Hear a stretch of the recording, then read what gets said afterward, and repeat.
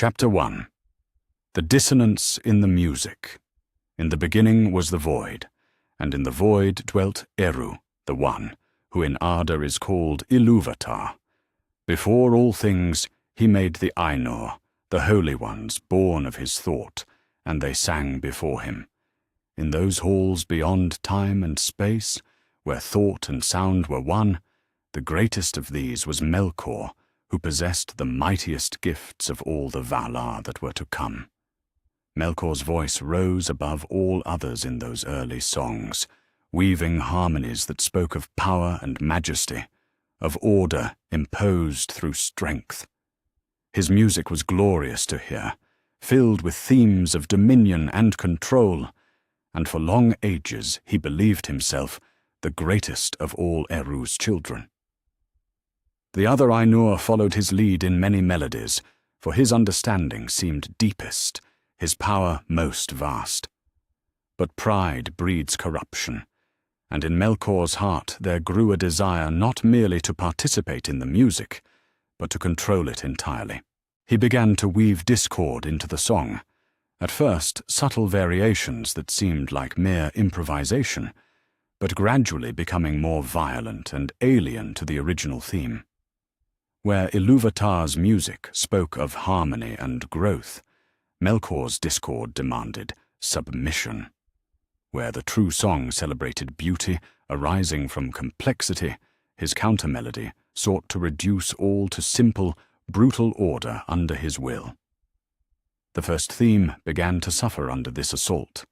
Many of the Ainur faltered in their singing, uncertain how to continue when such powerful discord raged against the original melody. Some fell silent entirely, dismayed by the violence of sound that erupted between Melkor's theme and that of the others. The music became a battlefield, and Melkor exulted, believing victory near. But then Ilúvatar smiled, and lifted his left hand, and a new theme began amid the storm.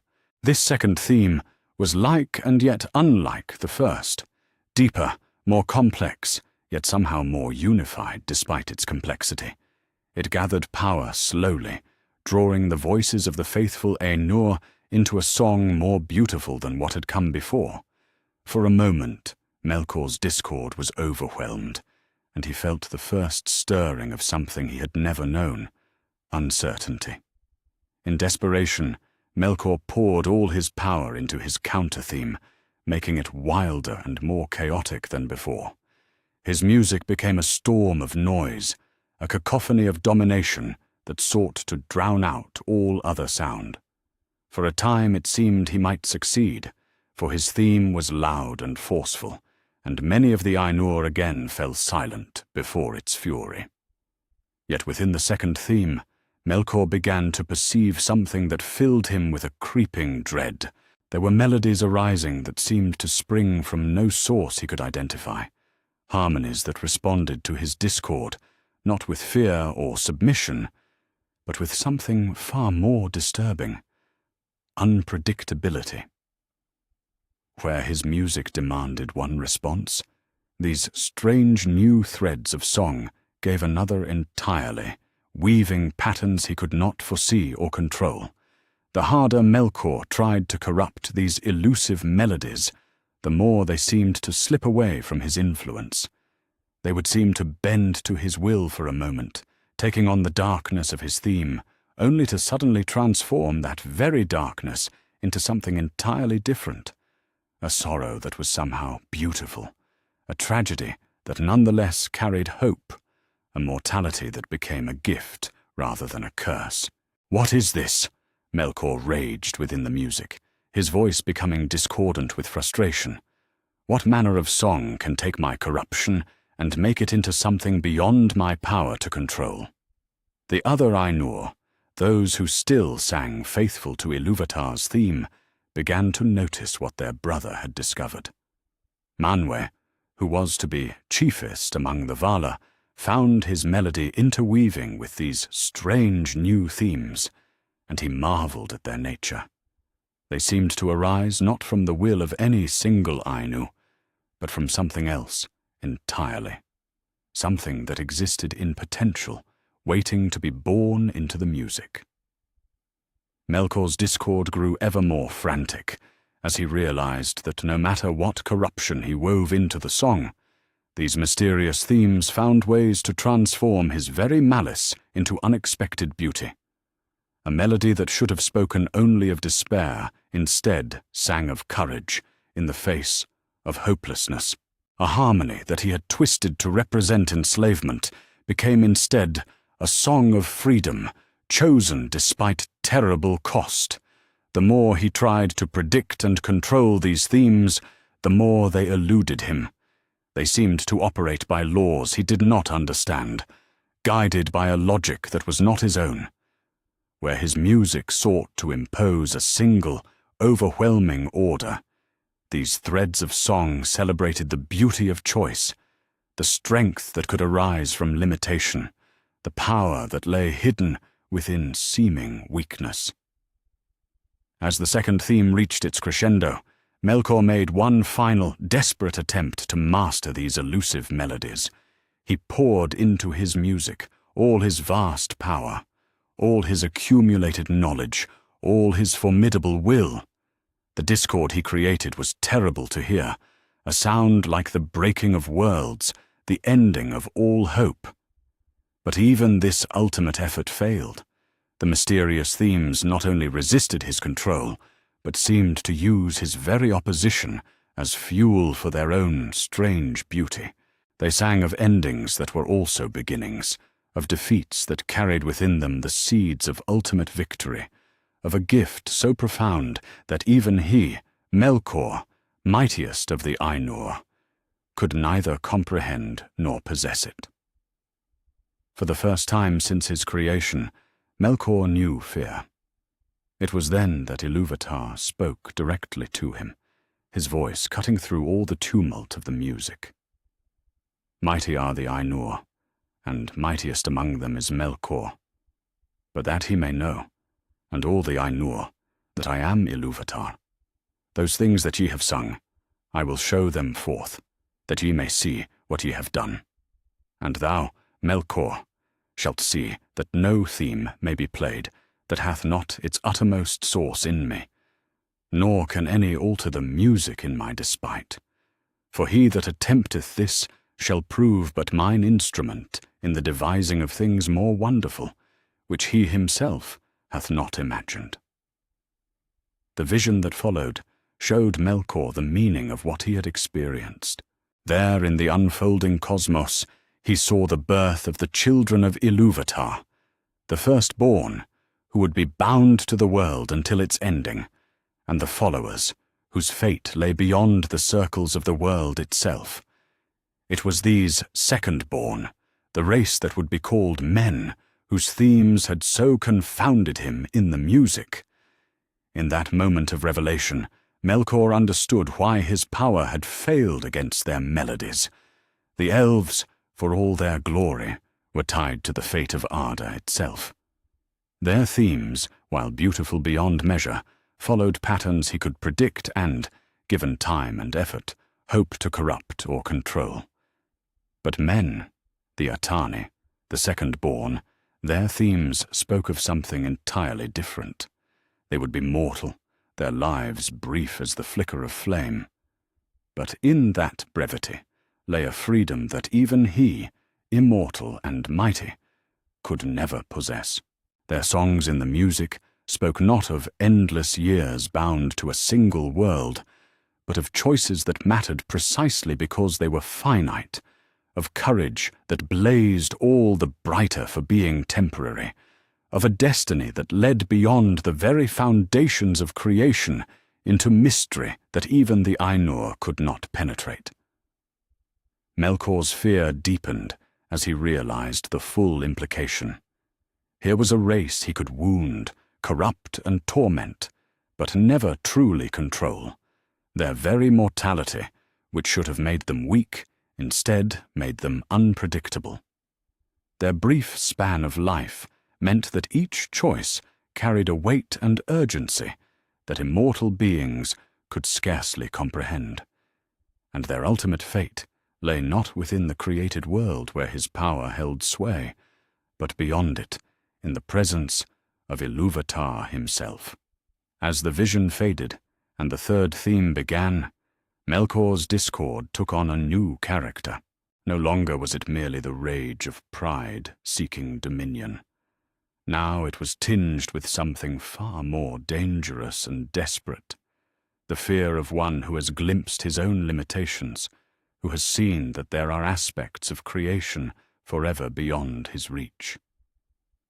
The other Ainur, seeing their brother's altered demeanor, began to understand that something fundamental had changed in the music.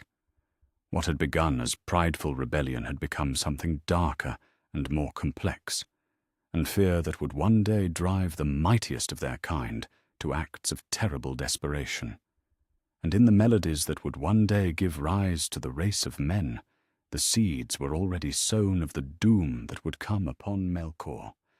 For in trying to control what could never be controlled, in fearing what could never be fully understood, he had set himself upon a path that would lead to his own downfall. The very unpredictability that he feared in them would prove to be the instrument of his defeat. The music played on, but Melkor's part in it was forever changed. No longer did he sing with the confidence of one who believed himself master of all creation.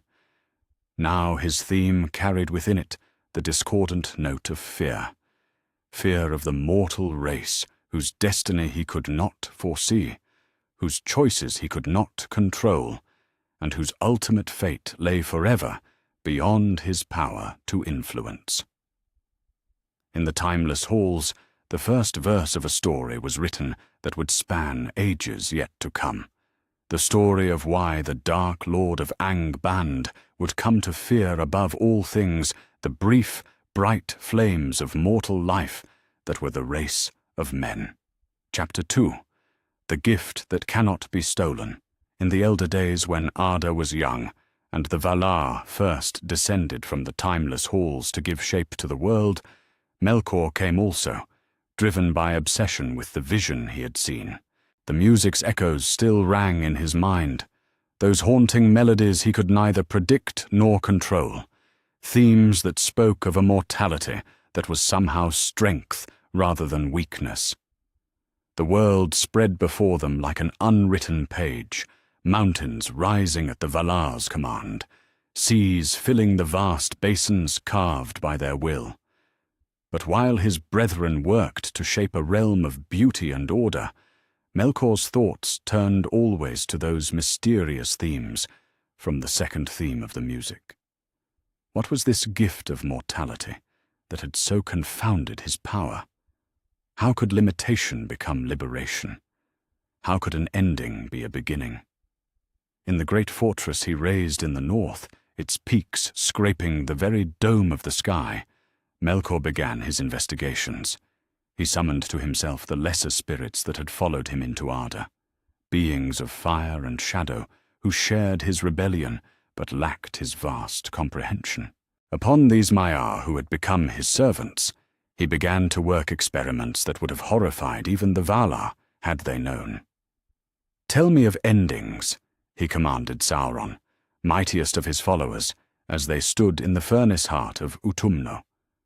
In the music, I heard themes that spoke of cessation, of departure from the circles of the world. What manner of power could lie in such surrender?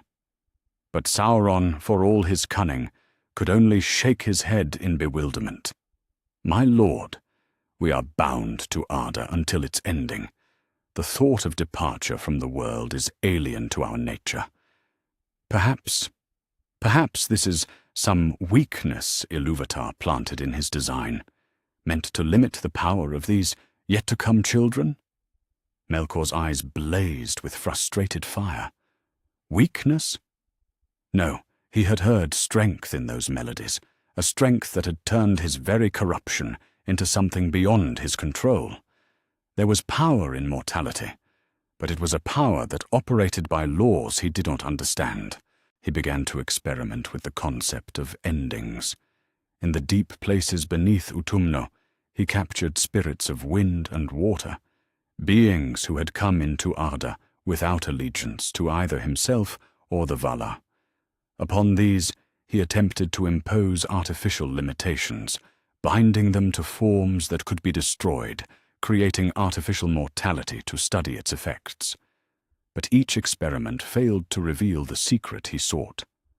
A spirit forced into a destructible form did not gain the mysterious strength he had sensed in those themes from the music. Instead, they became merely weakened versions of their former selves, diminished and afraid. The power of true mortality remained beyond his grasp, a gift that could not be stolen or replicated. "It is not the ending itself," he mused to his lieutenant Gothmog, as they watched another failed experiment crumble to ash. "There is something else, something in the very nature of how these future children will be created that I cannot fathom." From his spies among the Valar, Melkor learned fragments of Ilúvatar's design. The firstborn, when they came, would be bound to Arda's fate. Immortal as long as the world endured, their spirits tied to the physical realm by bonds that even death could not permanently sever. These elves, as they would be called, would possess great beauty and wisdom, their lives stretching through countless ages. But the followers, the race of men, their design was utterly different. Ilúvatar had set a span upon their lives within Arda, and when that span was complete, their spirits would depart beyond the circles of the world entirely, to a fate that even the Valar did not know. It was this gift, this ultimate freedom, that had generated those unpredictable themes in the music. The revelation filled Melkor with a rage unlike any he had known before. Here was a realm, the fate of men beyond death, that would be forever closed to his influence. No matter how much power he accumulated in Arda, no matter how completely he dominated the physical world, there would always be a sanctuary beyond his reach where the spirits of men would dwell in the presence of Ilúvatar himself. "Do you understand what this means?" he roared to his assembled servants, his voice shaking the very foundations of Utumno. "There will be a race of beings I can torment, corrupt and destroy in life, but never truly possess. Their ultimate destiny lies beyond my power, beyond the world itself." The implications gnawed at him like poison. Every man who died would escape his dominion, absolutely and finally. He could make their lives miserable, could corrupt their hearts and minds, could even turn them to his service. But in the end, they would slip away into mystery, carrying with them whatever good or evil they had chosen in life, beyond any chance for him to reclaim or punish them further. More troubling still was the freedom this mortality would grant them in life. The elves, knowing they would endure as long as Arda itself, would be cautious, conservative, bound by the weight of eternity. But men, facing the certainty of death, would have a terrible freedom to choose without regard for endless consequences. They could spend themselves utterly for causes they believed in, could sacrifice everything for love or honor or simple defiance, knowing that their time was limited and each choice irreversibly final. "This is why I could not corrupt their themes in the music," Melkor whispered to himself in the darkness of his deepest chamber. Their melodies were not bound by the logic of eternity. They were free to transform even into beauty, because they knew their song would end. He began to pace the black halls of Utumno like a caged beast, his mind racing through the implications. The children of Ilúvatar were yet to come. The elves would awaken first, in a time and place of Ilúvatar's choosing, and men would follow later. But when they did come, this gift of mortality would make them unlike any other beings in creation. They would be vulnerable in ways that elves were not, their bodies frailer, their lives shorter, their individual memories spanning mere decades instead of millennia. But in that very vulnerability, lay a strength he was beginning to understand and fear. They would not be paralyzed by the thought of endless existence. They would not hesitate to act because they had eternity to consider consequences.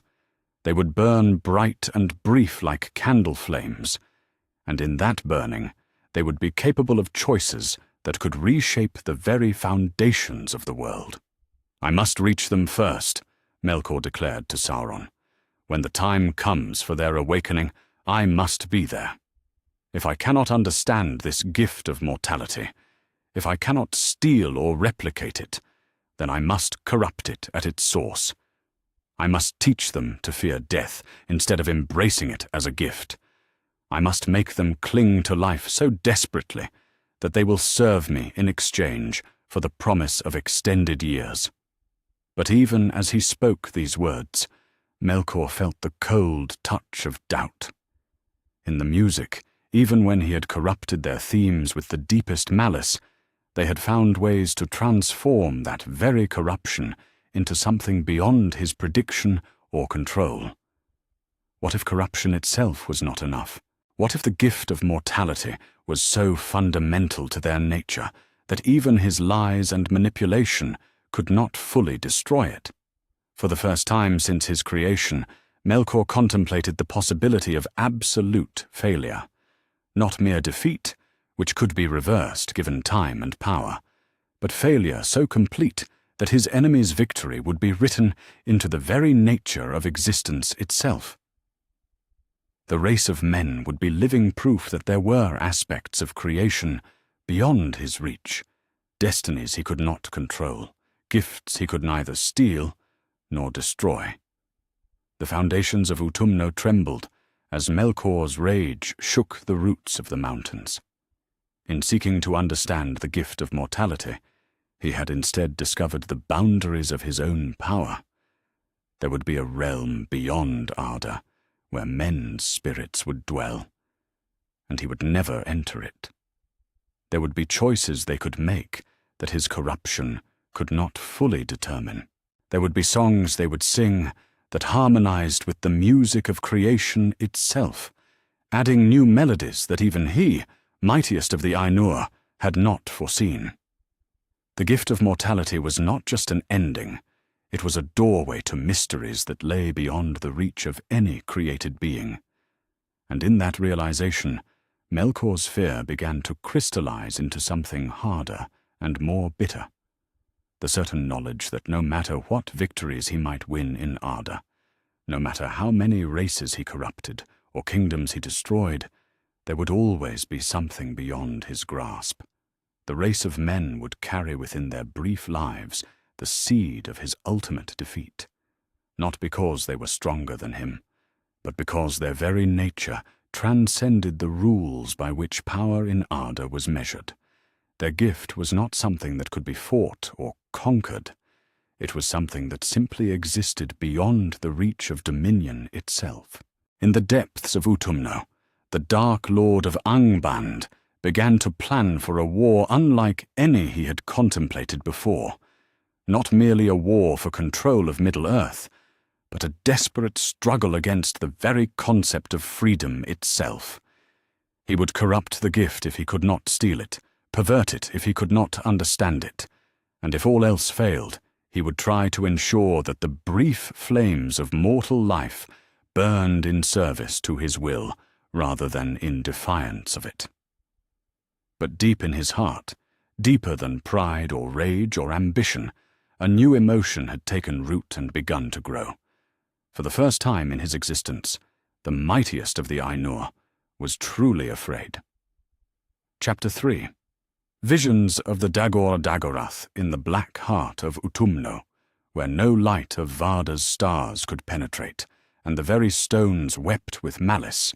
Melkor raised an altar of obsidian and iron. Upon it he laid the instruments of his darkest art, crystals torn from the deep places where the music's echoes still lingered, mirrors of black ice that reflected not what was, but what might be, and the Palantir Morgoth, a seeing stone wrought with all his malice and power, designed to pierce the veils of time itself. The failure of his experiments had driven him to desperate measures. If he could not understand the gift of mortality through study, then perhaps he could discern its ultimate purpose through prophecy.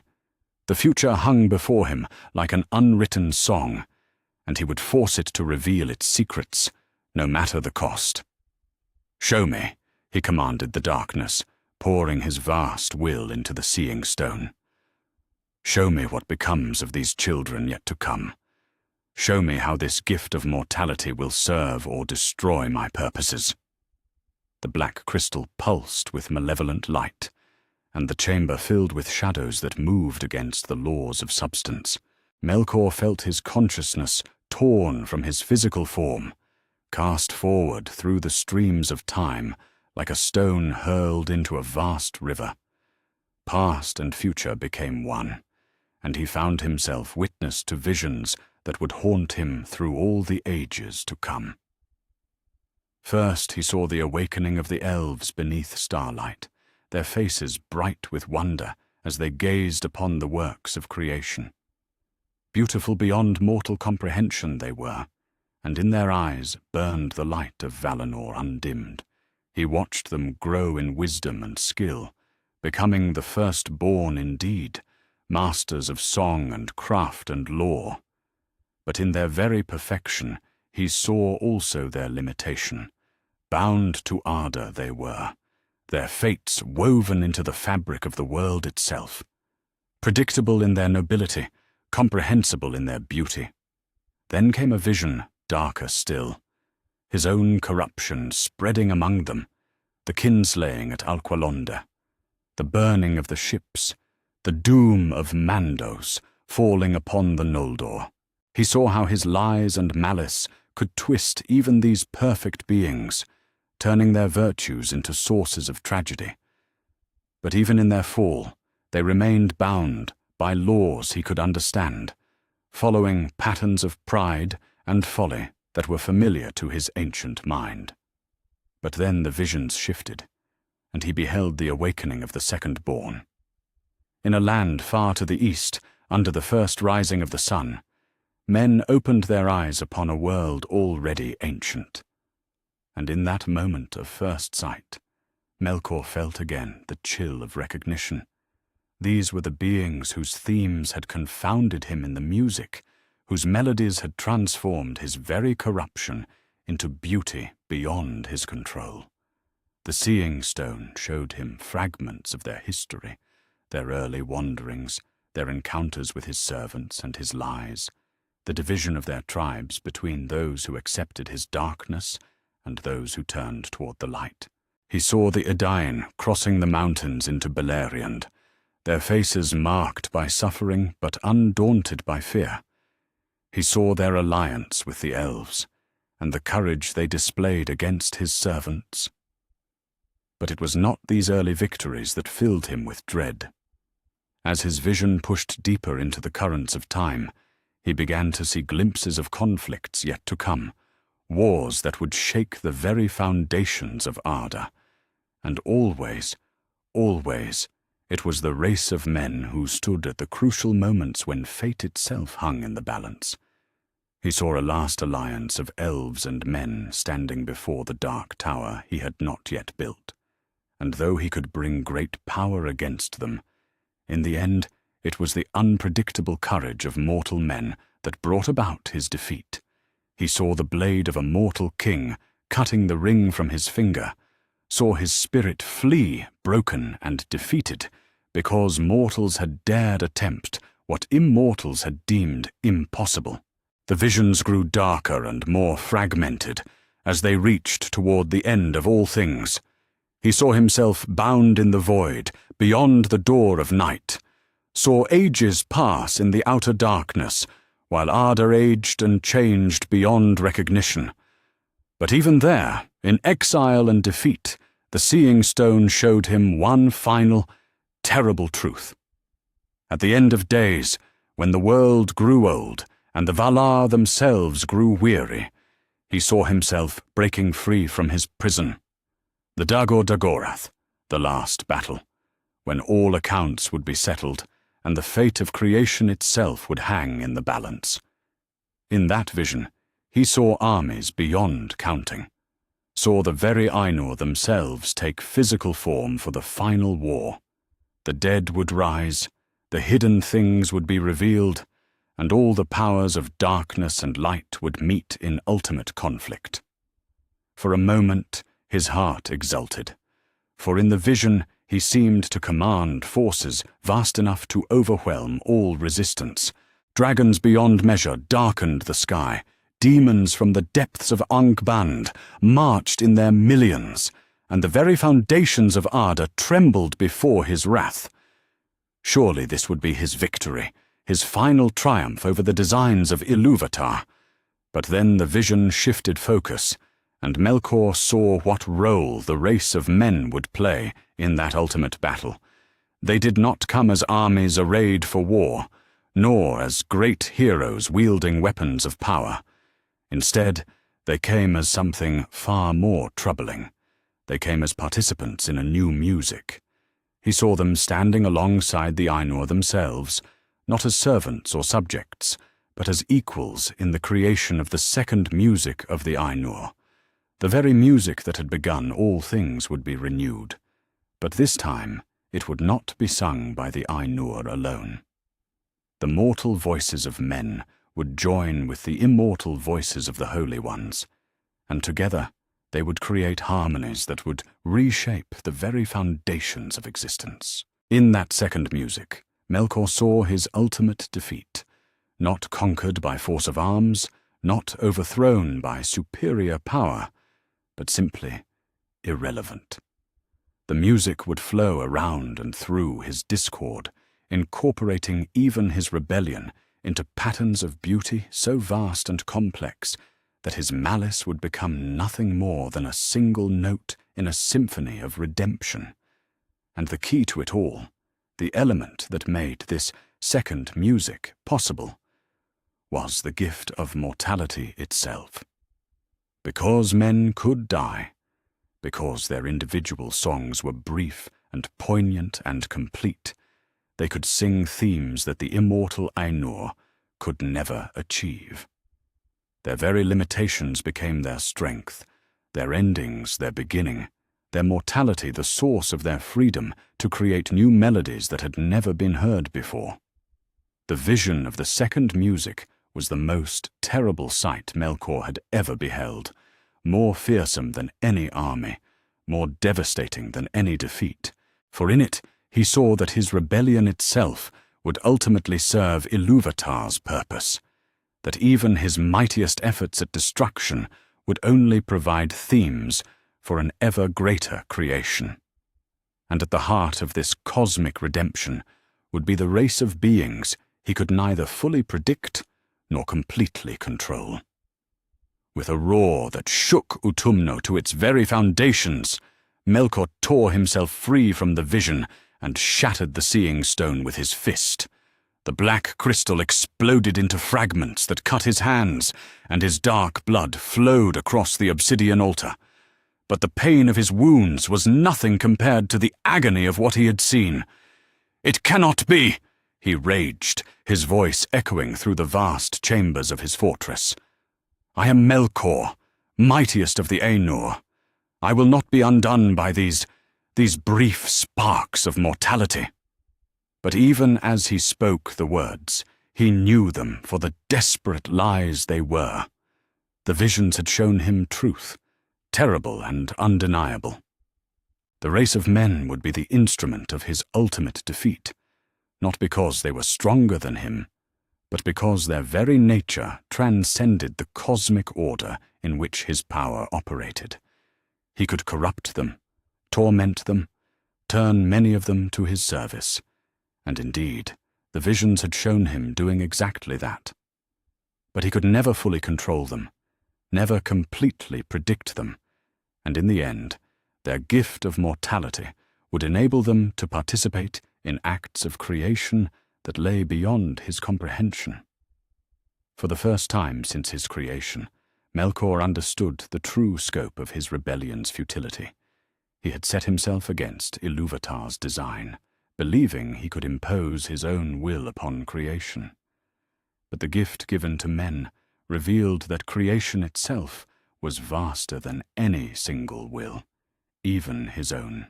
There would always be new melodies arising from unexpected sources, always be new themes emerging from the interplay between limitation and freedom, mortality and eternity, ending and beginning. In his rage and despair, Melkor began to plan, not for victory, for the visions had shown him that ultimate victory was impossible, but for revenge. If he could not prevent his eventual defeat, he could at least ensure that the road to it was paved with as much suffering as possible. He would make the gift of mortality a curse, would poison it with fear and despair, would corrupt as many of the race of men as he could reach. But deep in his heart, deeper than rage or malice, or the desire for revenge, the vision of the second music had planted a seed of absolute terror. For he had seen his own ultimate fate, not destruction, but irrelevance, not conquered, but simply incorporated into a design so much greater than himself that his rebellion would become nothing more than a tragic grace note in an infinite song of redemption. The gift of mortality that he could not steal, could not replicate, and could not fully corrupt would ultimately transform even his greatest evil into a source of new beauty. And there was nothing, absolutely nothing, that the mightiest of the Ainur could do to prevent it. In the depths of Utumno, Melkor began to weep tears of molten iron, for he had seen the end of his story, and it was not the ending he had written for himself. The race of men would sing him into irrelevance, their mortal voices joining the eternal music to create harmonies that would make even his rebellion beautiful. And in that terrible beauty he would find not triumph, but the final, absolute proof that he had never truly understood the nature of creation at all. Chapter 4. The Shadow Falls on Hildorian. In the eastern reaches of Middle-earth, where the land stretched vast and unmarked beyond the knowledge of the Eldar, there lay a region that would come to be called Hildorian, the land of the followers.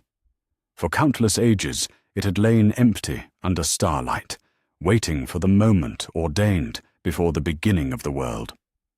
But on the day when Orion first guided the vessel of the sun across the dome of heaven, that waiting came to an end. The first light of dawn touched the eastern hills like a gentle hand, and in that moment of awakening, the children of Ilúvatar, who were the younger house, opened their eyes upon the world. They were fewer in number than the elves had been at their awakening, but in their faces was written a different destiny altogether. Where the firstborn had gazed upon the stars with wonder that would last for ages, these newcomers looked upon the rising sun with eyes that held within them the knowledge of endings. In that first hour of their existence, the race of men knew joy such as had never been felt before in Middle-earth. They stretched their limbs in the warm sunlight, marveled at the sensation of breath filling their lungs, felt the beating of hearts that would count out their allotted years. They were mortal, and in their mortality lay an intensity of experience that even the immortal elves could never achieve. But their joy was not to remain unmarked by shadow. Far to the north and west, in the fortress of Angband, where the Thangorodrim rose like broken teeth against the sky, Morgoth felt the moment of their awakening like a physical blow. The visions from his seeing stone had prepared him for this day. But the reality was more overwhelming than any prophecy. Through his network of spies and the dark bonds he had forged with the very stones of Middle-earth, he sensed the birth of the beings he had come to fear above all others. My lord. Sauron approached his master's throne with careful steps, for the Dark Lord's rage in recent days had made even his most trusted servants wary. The watchfires report strange lights in the east. The signs you spoke of, I know." Morgoth's voice was like the grinding of stone. "The followers have come at last. The race that will be the instrument of my downfall stirs in the eastern lands." He rose from his throne of iron, his form towering in the darkness of his great hall. "Prepare my things for travel. You shall have command of Angband in my absence." Sauron's eyes widened in surprise. Never before had Morgoth personally abandoned his fortress for any cause. "My lord, surely you do not mean to go myself among them. That is exactly what I mean." Morgoth's eyes blazed like furnaces as he looked eastward, though stone and distance lay between him and Hildorian. These are not like the elves, who could be approached through intermediaries and lies whispered at a distance. These are the beings whose very nature confounds my power. If I am to have any hope of corrupting them before they escape my reach, I must go to them directly. And so it was that for the first time since the making of the world, Morgoth abandoned his stronghold and set out in person across the wastelands of Middle-earth. He took the form of a dark rider, tall and terrible, cloaked in shadow, but appearing still as one of the mighty among the children of Ilúvatar. His horse was of the breed that would later be called the Nazgûl's mounts, though these beasts were then uncorrupted, swift as the wind and tireless as the tide. The journey eastward was long even for one of his power, but Morgoth's urgency drove him faster than any mortal rider could travel. He passed through regions that would later know other names: the Grey Mountains, the withered heath, the vast forests that stretched beyond the knowledge of mapmakers. All the while, his thoughts dwelt upon the visions he had seen and the certainty that his time to influence the race of men was limited. When at last he came to the borders of Hildorian, he found a land transformed by the presence of its new inhabitants.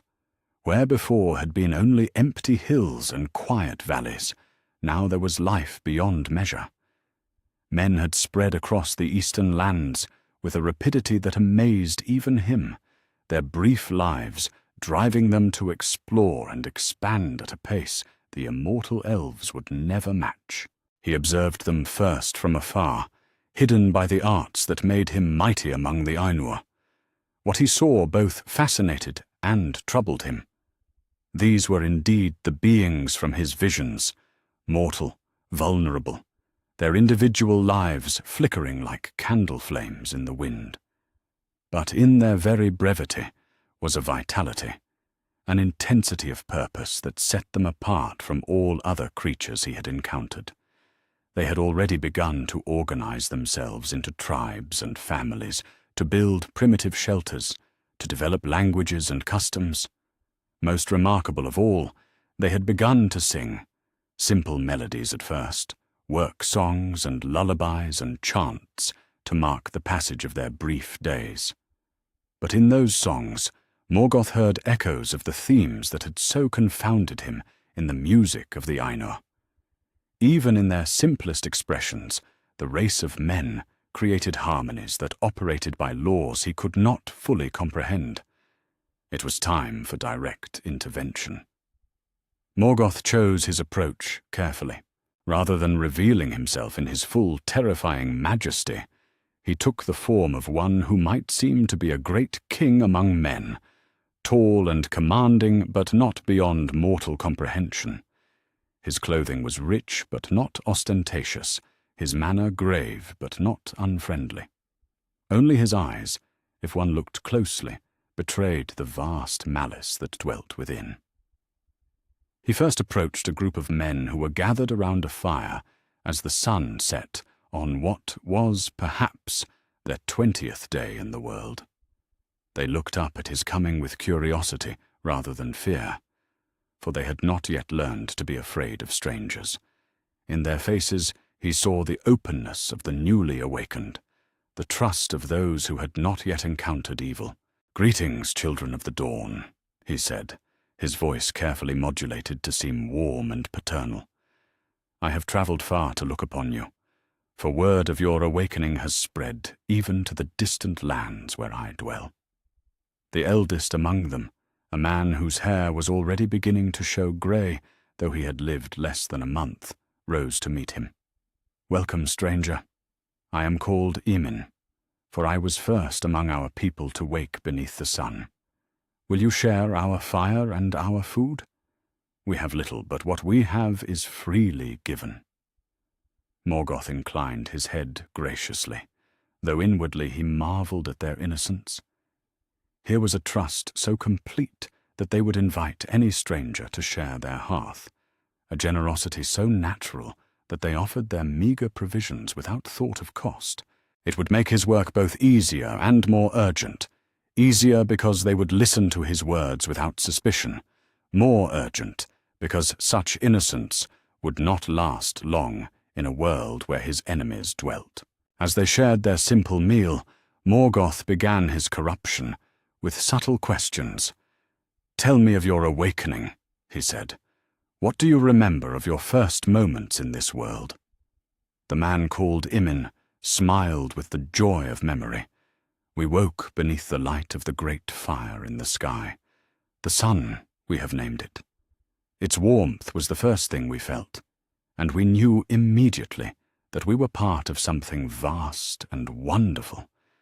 We could feel in our hearts that we were made for a purpose, though what that purpose might be remains hidden from us." "And what of your nature?" Morgoth pressed gently. "Do you feel yourselves to be like the other creatures of the world, or different in some way?" Here, for the first time, a shadow crossed Imin's face. "We are different, yes. We can feel it in our very bones. The great trees may live for thousands of years, we sense, and the stones are eternal. But we are made for a briefer span. Already we can feel the passage of time in our bodies in ways that other living things do not. It troubles some among us, this knowledge that our days are numbered." This was the opening Morgoth had been waiting for. He leaned forward slightly, his expression becoming grave and sympathetic. "Ah, my children, you have touched upon the great sorrow that I came here to speak of. Indeed, you are different from other creatures, and not by accident. The briefness of your span is not natural. It is a punishment." The words fell among the gathered men like stones into still water, sending ripples of shock and confusion through their ranks. Several gasped audibly, and Imin's face went pale. "A punishment? But for what crime? We have done nothing wrong. We have barely existed." Morgoth nodded solemnly, his voice taking on the tones of one who delivers unwelcome but necessary truth. "The crime was not yours, but that of your forebears, the first of your kind who were made in the beginning of days. They were offered a choice between eternal life and the freedom to shape their own destinies, and they chose unwisely. The one who made all things was angered by their presumption and decreed that their descendants, all of you, would bear the burden of mortality as punishment for their pride." The lies came easily to his lips, each one carefully crafted to pervert the truth of their gift. Where Ilúvatar had given them the freedom to pass beyond the circles of the world, Morgoth spoke of exile from eternal life. Where their mortality was meant to be a liberation from the weight of endless years, he painted it as a curse imposed by divine wrath. "But surely," one of the younger men said, his voice trembling with newly born fear, "surely this punishment is not absolute. Is there no way to earn back what was lost?" Again, Morgoth had his answer ready. "There are those who have found ways to extend their years far beyond the normal span," he said carefully. "Those who serve the true powers of the world, who understand the deeper truths that the cruel one would hide from you. I myself have lived for ages beyond counting, through knowledge that I gained in service to the real masters of creation. Real masters? Imin's voice was hollow with growing dread. You speak as if the one who made us is not the true lord of all things. Morgoth's smile was gentle and paternal, though his eyes glittered with malice. My child, you are new to this world, and do not yet understand its true nature. The one you think made you is indeed mighty. But he is not the only power in creation. There are others, older, perhaps, and certainly more generous to those who serve them faithfully. They do not punish their children with death, but reward them with long life and great power. The seeds of the great lie had been planted. In the days that followed, as Morgoth moved among the scattered tribes of early men, he would water those seeds with carefully crafted tales of divine injustice, of hidden powers who offered escape from the curse of mortality, of secret knowledge that could extend life beyond its natural span. Some among the men rejected his words outright, sensing in them a wrongness that their newly awakened spirits could not accept. These began to drift westward, seeking distance from the dark stranger and his troubling teachings. They would become the ancestors of the Edain, the elf friends, though that destiny lay still far in the future. But others listened and believed, and in believing became the first of men to choose corruption over truth. They gathered around Morgoth like moths around a flame, eager to hear more of his promises, desperate to escape the fear of death that his lies had planted in their hearts. As Morgoth looked upon his handiwork in those early days, he felt a mixture of triumph and unease. The corruption was proceeding more easily than he had dared hope. These mortals were indeed vulnerable to the fear of their own ending in ways that immortals could never be.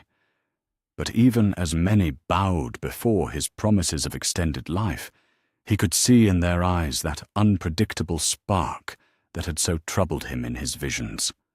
They accepted his lies, yes, but they transformed them in the accepting, where he meant to inspire craven submission. Some instead developed a fierce determination to make their brief lives meaningful despite their brevity. Where he intended to create despair about their mortal nature, others found in that very mortality a reason to love more deeply, to act more boldly, to burn brighter in their brief time under the sun. Even in corruption, the race of men remained fundamentally unpredictable. And as Morgoth began the long work of building his following among them, he could not shake the memory of his visions, the certainty that these same beings would one day sing themes that would transform even his greatest malice into beauty. The shadow had fallen upon Hildorian, but the light had not been extinguished, and in the hearts of men, even those who listened to the Dark Lord's lies, there remained sparks of the gift that no darkness could fully quench. Chapter 5. The Whispered Heresies. In the months that followed his first contact with the race of men, Morgoth did not remain in any single shape or guise.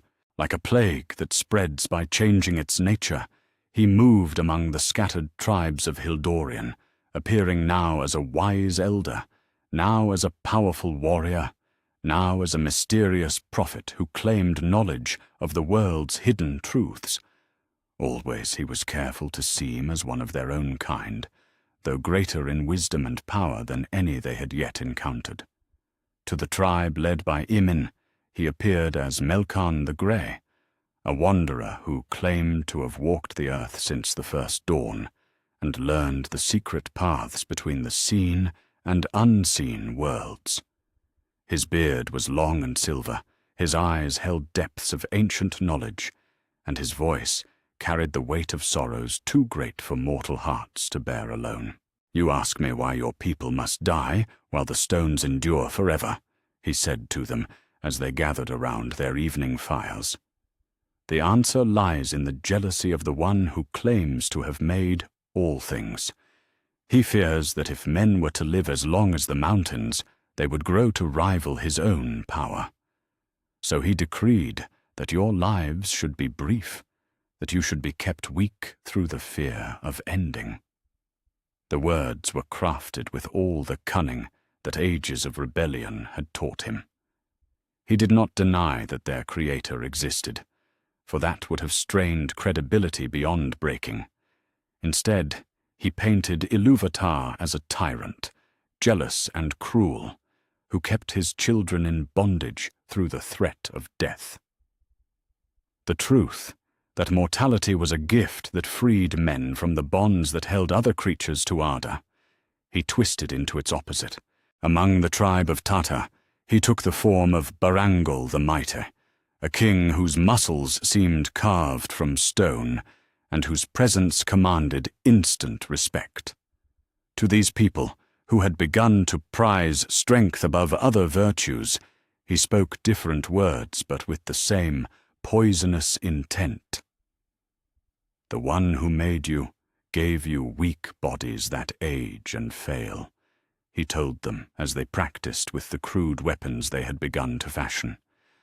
But there are other powers in the world, older and more generous. Serve them faithfully, and they will grant you strength that does not fade, life that does not end, dominion over those who remain slaves to the tyrant's curse. To the followers of Enel, who had begun to develop simple songs and stories, he appeared as Linwe the Bard, whose voice could weave melodies that seemed to capture the very essence of sorrow and longing. Through music, he planted the seeds of despair about their mortal condition, songs that spoke of the unfairness of their brief span, of the cruelty of a creator who gave consciousness of eternity to beings doomed to die in mere decades. But it was not enough merely to spread discontent. Morgoth knew that corruption required more than dissatisfaction. It required an alternative, a path that seemed to lead away from the doom he had convinced them was their unjust punishment. And so he began to offer them hope, though it was hope poisoned at its very source. "There is a way," he whispered to those who gathered around him in the darker hours of night, when the fires burned low and shadows seemed to reach toward them with grasping fingers. "The powers I serve are not like the cruel one who cursed your kind. They understand that consciousness is too precious to be snuffed out after a mere handful of years. To those who prove their worth, who demonstrate their loyalty through service and sacrifice, they grant the gift of extended life."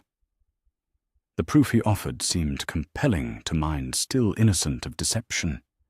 With subtle arts learned in the depths of his malice, he would appear to halt the aging of certain followers, or heal grievous wounds with a touch, or grant temporary strength beyond mortal measure.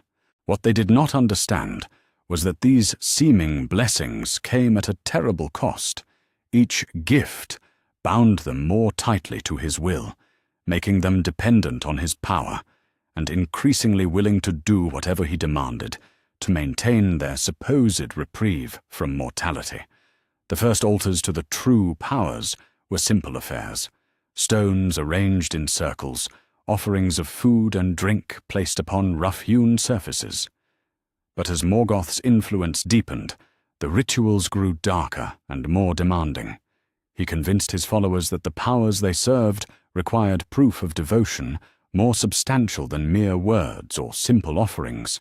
"Life calls to life," he explained to a gathering of his most devoted servants, his current form that of Thuristan the Wise, a figure whose eyes seemed to hold starlight and whose words carried the authority of absolute truth. The powers who grant extended years must receive years in exchange. The old and infirm, those whose time draws to its natural close, their willing sacrifice feeds the flame that grants longer life to the worthy. The horror of what he suggested was masked by careful reasoning and gradual conditioning. He began with the very old, those who were already dying, convincing his followers that to offer such lives willingly to the true powers was an act of mercy that transformed meaningless death into purposeful sacrifice.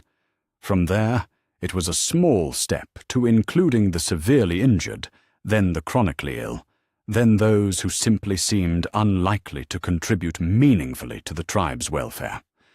Not all among the early men accepted these teachings. Even in those first generations, there were those whose spirits recoiled from Morgoth's words, who sensed in his honeyed promises a wrongness that their newly awakened souls could not accept. Among the tribe of Imin, there was a woman named Erelont, whose dreams were troubled by visions of light calling from the west. In the tribe of Tata lived a man called Voronwa, who insisted that their mortality was not a curse, but contained within it some purpose their minds were not yet vast enough to comprehend. These and others like them began to question Melkarn the Grey and his teachings. When they spoke against his words, strange misfortunes would befall them. Their crops would fail, their children would sicken, their sleep would be haunted by nightmares of terrible clarity. But rather than breaking their resistance, these persecutions only strengthened their conviction that the Grey Wanderer was not what he claimed to be. "There is something wrong in his eyes," Erelont confided to her closest friends.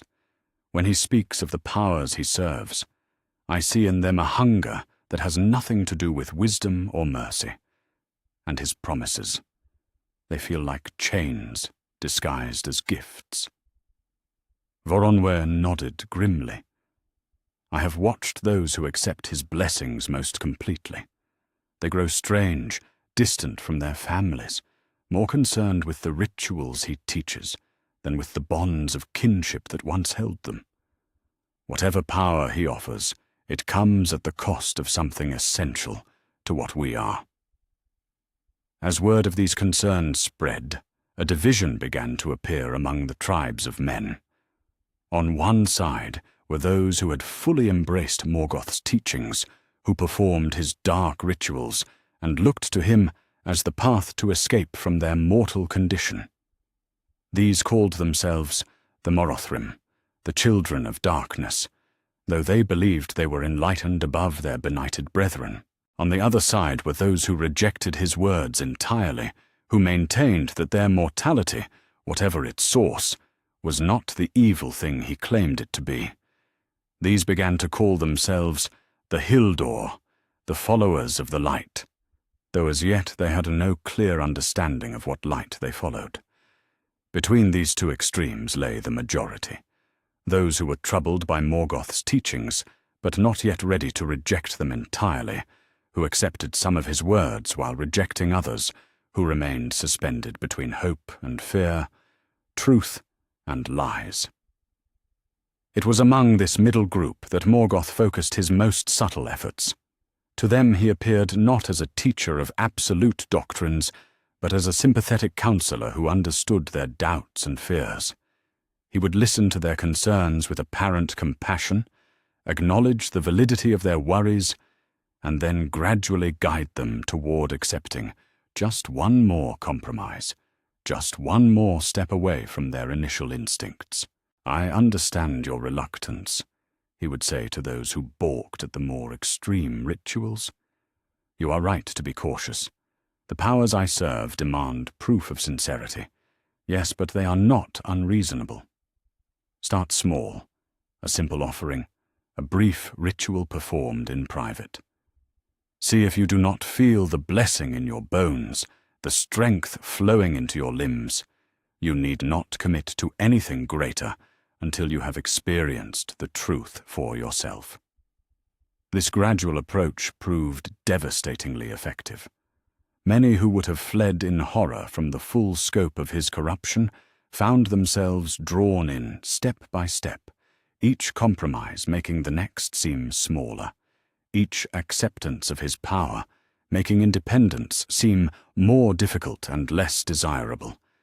Yet even among those who fell deepest under his influence, Morgoth could not achieve the complete control he desired. The unpredictable spark that had so troubled him in the music of the Ainur remained active even in corruption, Some of his most devoted followers would suddenly experience moments of clarity that led them to question everything they had accepted.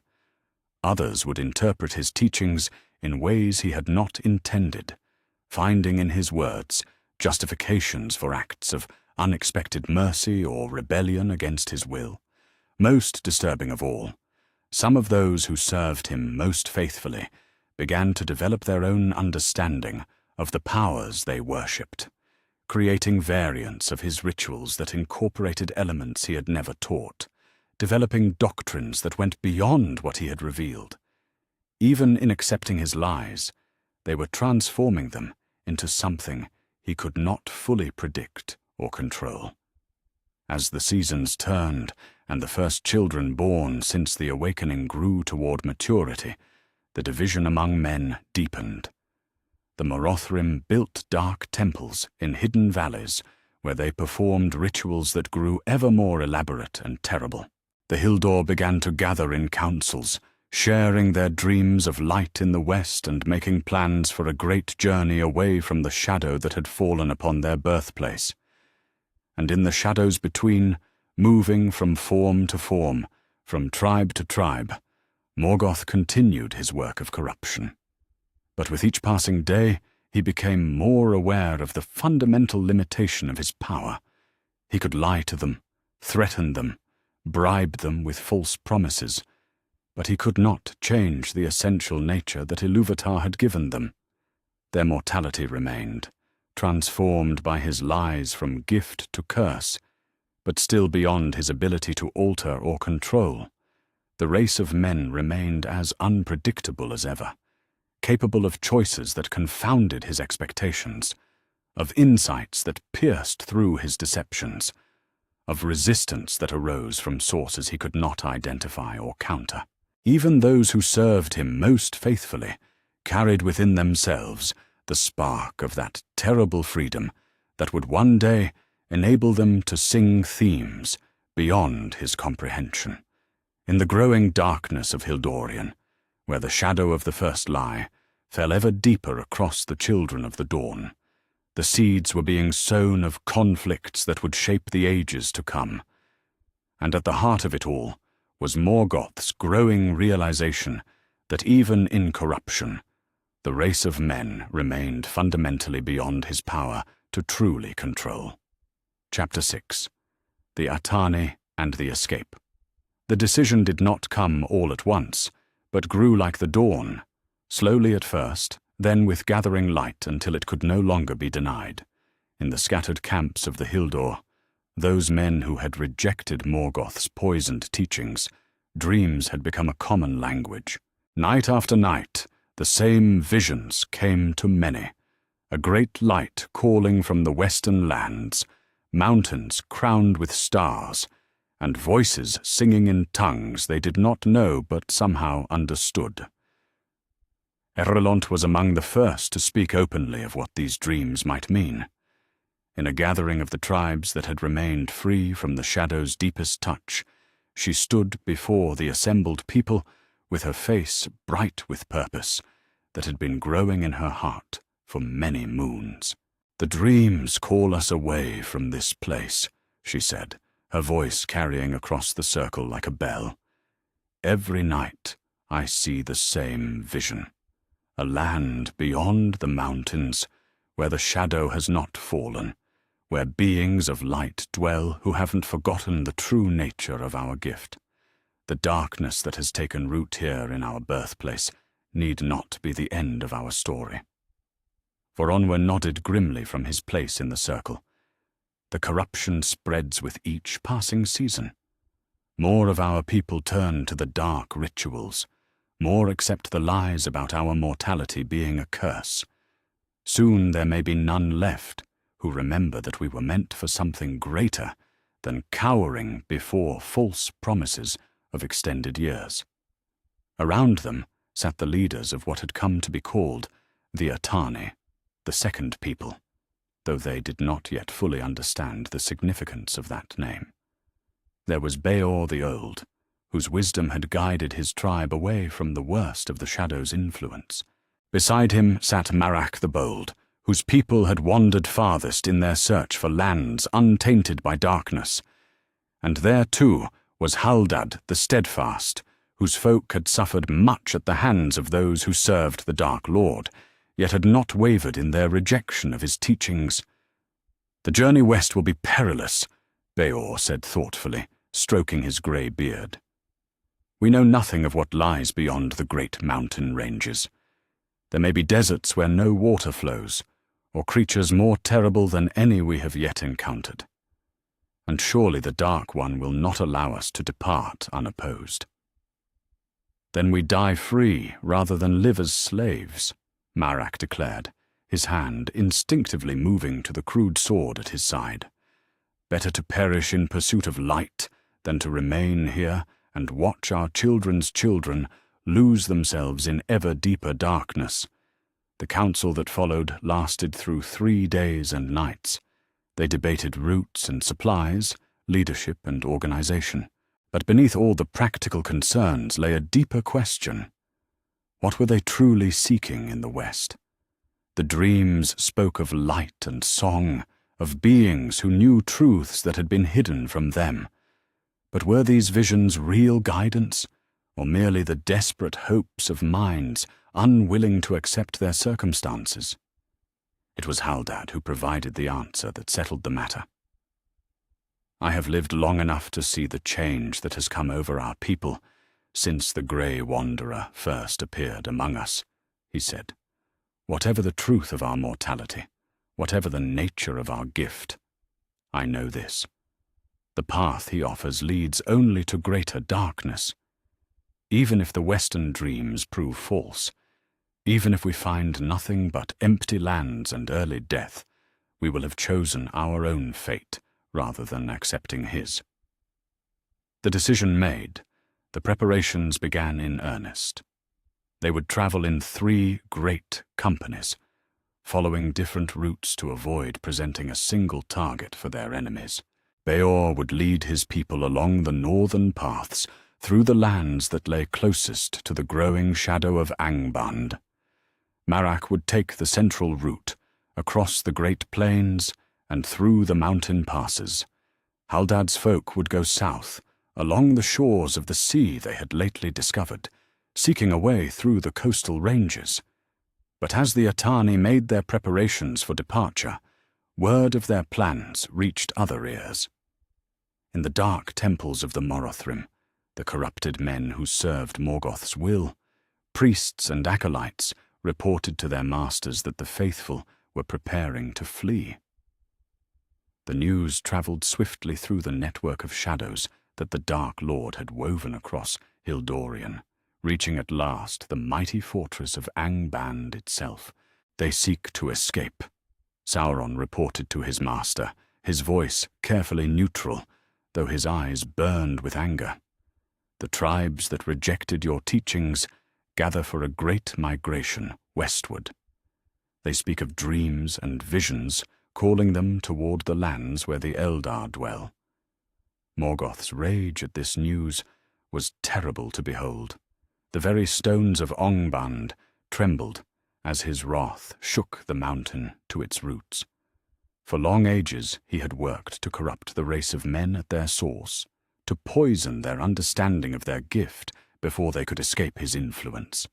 The success of his efforts among many of the tribes had given him hope that he might achieve complete dominion over humanity before they could become a threat to his power.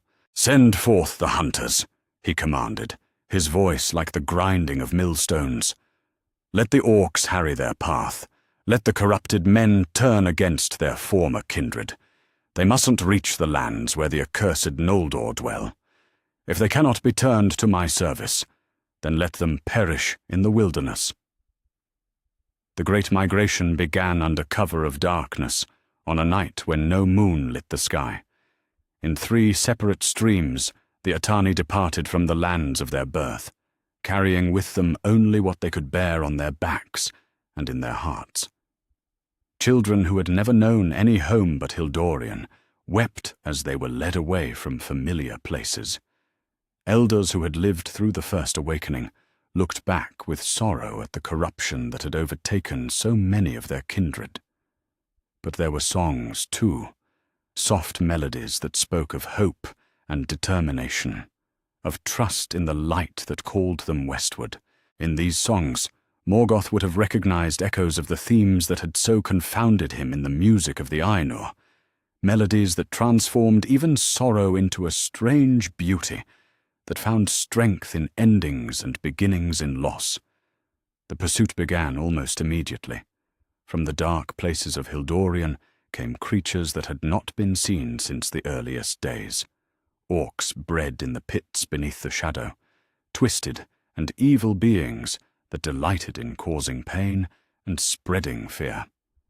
With them came companies of the Morothrim, men whose corruption had advanced so far that they no longer seemed entirely human, their eyes reflecting the malice of their master, and their hearts filled with hatred for those who had rejected the dark gifts they themselves had embraced. The Northern Company, led by Beor, was the first to encounter the enemy. As they climbed through the foothills of the great mountain range, orc bands fell upon them in the darkness before dawn, seeking to break their resolve through sudden violence and terror. But the men of Beor's tribe had prepared for such attacks, and their response surprised even themselves with its fierce effectiveness. "For the light!" Beor's son Baran cried as he led the countercharge, his makeshift spear taking an orc in the throat. Around him, men who had never before fought for their lives discovered reserves of courage they had not known they possessed. Their mortality, which Morgoth's lies had painted as weakness, became their strength. Knowing their time was limited, they spent it freely in defense of their families and their hope. The orcs, accustomed to easy victories over peaceful settlements, found themselves facing an enemy that fought with desperate valor. Men fell in the battle, yes, but their deaths seemed to kindle greater fury in their companions rather than break their spirits. By dawn, the orc band had been scattered, though at terrible cost to Beor's people.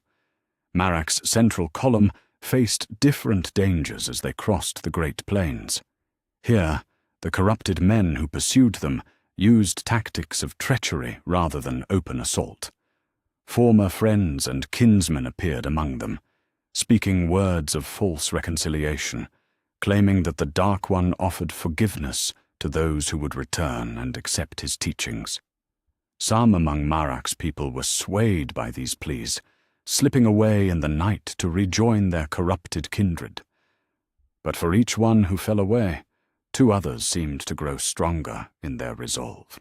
The hardships of the journey, the constant threat of attack, the grief of watching former friends choose darkness over light, all of these trials served to forge the remaining Atani into something harder and more focused than they had been in their peaceful days in Hildorian.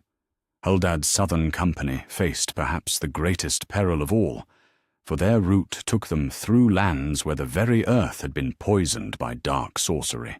Streams that should have been clear ran black with corruption, fruits that appeared wholesome withered at the first touch, and strange fevers stalked through their camps at night.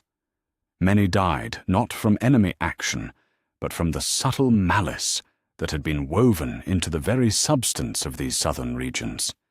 Yet even here, in the face of losses that would have broken the spirits of lesser folk, the Atani found ways to endure. They learned to recognize the signs of corruption, to find the hidden springs that still ran pure, to identify the plants that could heal rather than harm. Their mortality, which might have made them vulnerable to such poisons, also gave them an urgency that enabled rapid learning and adaptation. The months of travel wore on, marked by countless small victories and defeats. Children were born on the march, their first cries echoing across alien landscapes. Elders died from exhaustion and hardship, their final words often speaking of the light they trusted their descendants would find. Young men and women who had begun the journey as little more than children emerged as leaders, their characters forged in the crucible of constant peril, and gradually the mountains that had seemed impossibly distant began to loom larger on the horizon. Snow-crowned peaks that caught the light of dawn and held it like a promise, passes that seemed to beckon the weary travelers toward their goal. The very air began to feel different as they climbed higher, cleaner somehow, free from the subtle taint that had begun to pervade the eastern lands. It was Baran, son of Beor, who first saw them, figures moving through the high mountain passes with a grace and light that no mortal could match. Tall they were, and fair beyond the measure of men, with eyes that held the memory of stars and voices that rang like silver bells across the stone and snow. "The firstborn," he whispered in awe, hardly daring to believe that the dreams had spoken truth. "The elder children walk in these lands." The meeting, when it finally came, was both wonderful and terrible. The Eldar who dwelt in these mountains were remnants of the great hosts that had followed Feanor into exile, refugees from the kinslaying and the burning of the ships who had carved out new realms in the wilderness of Middle-earth. They had heard rumors of the awakening of the younger children, but few had expected to encounter them so far from their birthplace. "Why have you come to these lands, children of the sun?" asked Gil-galad, who would one day be High King of the Noldor, though that destiny still lay hidden in the future. His voice was kind but grave, for he could see in the bearing of these mortals the marks of great suffering and loss. It was Beor who answered, his weathered face bright with something between hope and exhaustion. "We have fled from the shadow that fell upon our birthplace, Lord. A great darkness came among us, speaking lies about our nature and our fate. Many of our kindred believed his words and turned to evil practices. But some among us remembered that we were made for something greater, and dreams came to us of light dwelling in the western lands." Gil-galad's expression grew stern at these words, for he recognized the shadow of Morgoth in the tale. "The enemy has moved swiftly to corrupt your people at their source," he said, "but that you have resisted his lies and endured such a journey to reach these lands speaks well of your nature. You are welcome here, Atani, children of men. Let there be friendship between our peoples, and alliance against the darkness that threatens all who love the light." And so began the first alliance between elves and men, born from shared resistance to evil and mutual recognition of the light that both races, in their different ways, had been made to serve. The Atani found in Beleriand not the paradise their dreams had promised, but something better, a land where they could grow into their true nature, where their mortality was not seen as curse or limitation, but as a unique gift that complemented the different gifts of the firstborn. In Ongband, when news reached Morgoth of the successful escape and the alliance that had formed, his rage knew no bounds.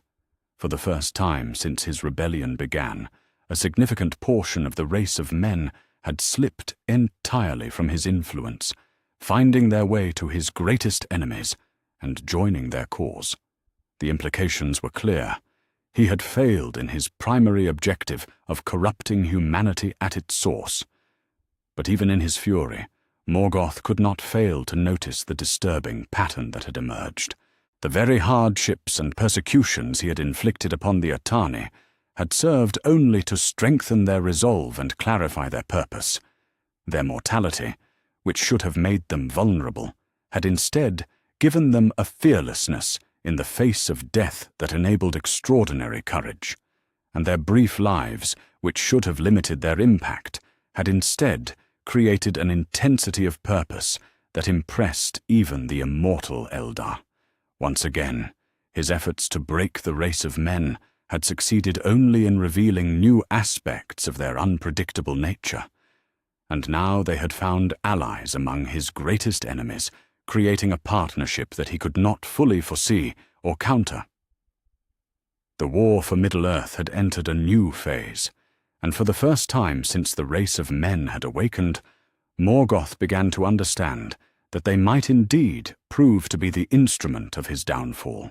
In the halls of Gil-galad, as the Atani rested from their long journey and began to learn the ways of their new land, songs were sung that would be remembered through all the ages to come. They were songs of courage and endurance, of loyalty stronger than death, of hope that could survive any darkness. And in those melodies, both elves and men heard echoes of the music that had begun all things, themes that spoke of endings that were also beginnings, of gifts that were strongest when they seemed most limited, of a purpose that neither race could fulfill alone, but that together they might achieve. The Atani had found their true name at last. They were the Eden, the fathers of men, the first of their race to choose light over darkness and find their place in the greater symphony of creation.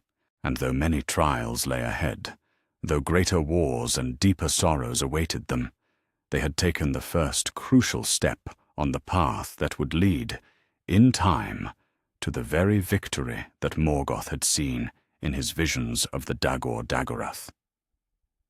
The race of men had begun to fulfill their destiny, and not all the power of the Dark Lord could turn them from the course they had chosen. Chapter 7. Allies of Light and Morgoth's Rage. In the years that followed their arrival in Beleriand, the three houses of the Eden carved out their places in the hierarchy of the free peoples, with deeds that amazed even the immortal Eldar. The house of Beor settled in the forests of Osiriand, under the protection of Thingol, where their woodcraft and keen senses made them invaluable as scouts and hunters. The folk of Marach, who came to be called the House of Hador, found their home in Dor-lomin, where their strength of arm and fearless hearts earned them a place as cavalry and shock troops in the armies of Fingolfin. The House of Haleth chose the forest of Brethil, where their independence and stubborn courage made them guardians of the southern marches. But it was not merely their settling in new lands that marked these early years. It was how swiftly they proved themselves in the crucible of war. For Morgoth's malice did not sleep, and his servants pressed constantly against the borders of the free lands, testing always for weakness, seeking always for advantage. The first great test came when a host of orcs, larger than any seen since the return of the Noldor, poured forth from the passes of the Misty Mountains, seeking to establish a foothold in eastern Beleriand. The attack caught the elven lords by surprise, for their scouts had detected no movement in those regions. But among the men of Beor's house was one called Bregolas, whose mortal eyes had noticed subtle signs that even elven vision had missed. The flight patterns of birds disturbed from their roosts, the way certain streams ran slightly more turbid than usual, the absence of game in regions where it should have been plentiful. "My lord," Bregolas reported to Gil-galad as they stood upon the walls of his fortress, "I believe we face attack from the eastern passes within 3 days.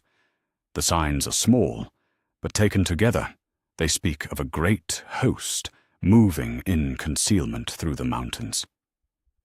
Gil-galad studied the mortal man with eyes that had seen centuries pass, noting the certainty in his voice, despite the lack of hard evidence. "Your people see patterns that we do not," he said at last. "Let it be as you say. We shall prepare for battle." When the orc host emerged from the mountains exactly as Bregolas had predicted, they found not the scattered, undefended settlements they had expected, but a unified force of elves and men ready for battle. The fighting that followed was fierce beyond measure, but it was the actions of the men that drew the most attention from both friend and foe. Where the elves fought with the skill and precision of millennia, The men fought with an intensity that took both armies by surprise. Knowing that their brief lives hung in the balance, they spent their courage like water, throwing themselves into situations that immortal beings would approach with careful calculation. Young warriors who had never before faced battle found themselves standing against creatures of nightmare, their mortality lending them a fearlessness that confused and dismayed their enemies. Belen, son of Bregolas, was barely 20 when he single-handedly held a crucial bridge against a company of orcs that outnumbered him 10-1. An elf might have withdrawn to fight another day, preserving his immortal life for battles yet to come. But Belen had only the span of mortal years to make his mark upon the world, and he chose to spend those years in defense of his newfound allies. When reinforcements finally reached the bridge, they found him standing over a pile of orc corpses, his sword broken in his hand, but his eyes still bright with defiance. "How do you find such courage?" asked Erestor, the elven lord who had led the relief force, as they tended to Belen's wounds.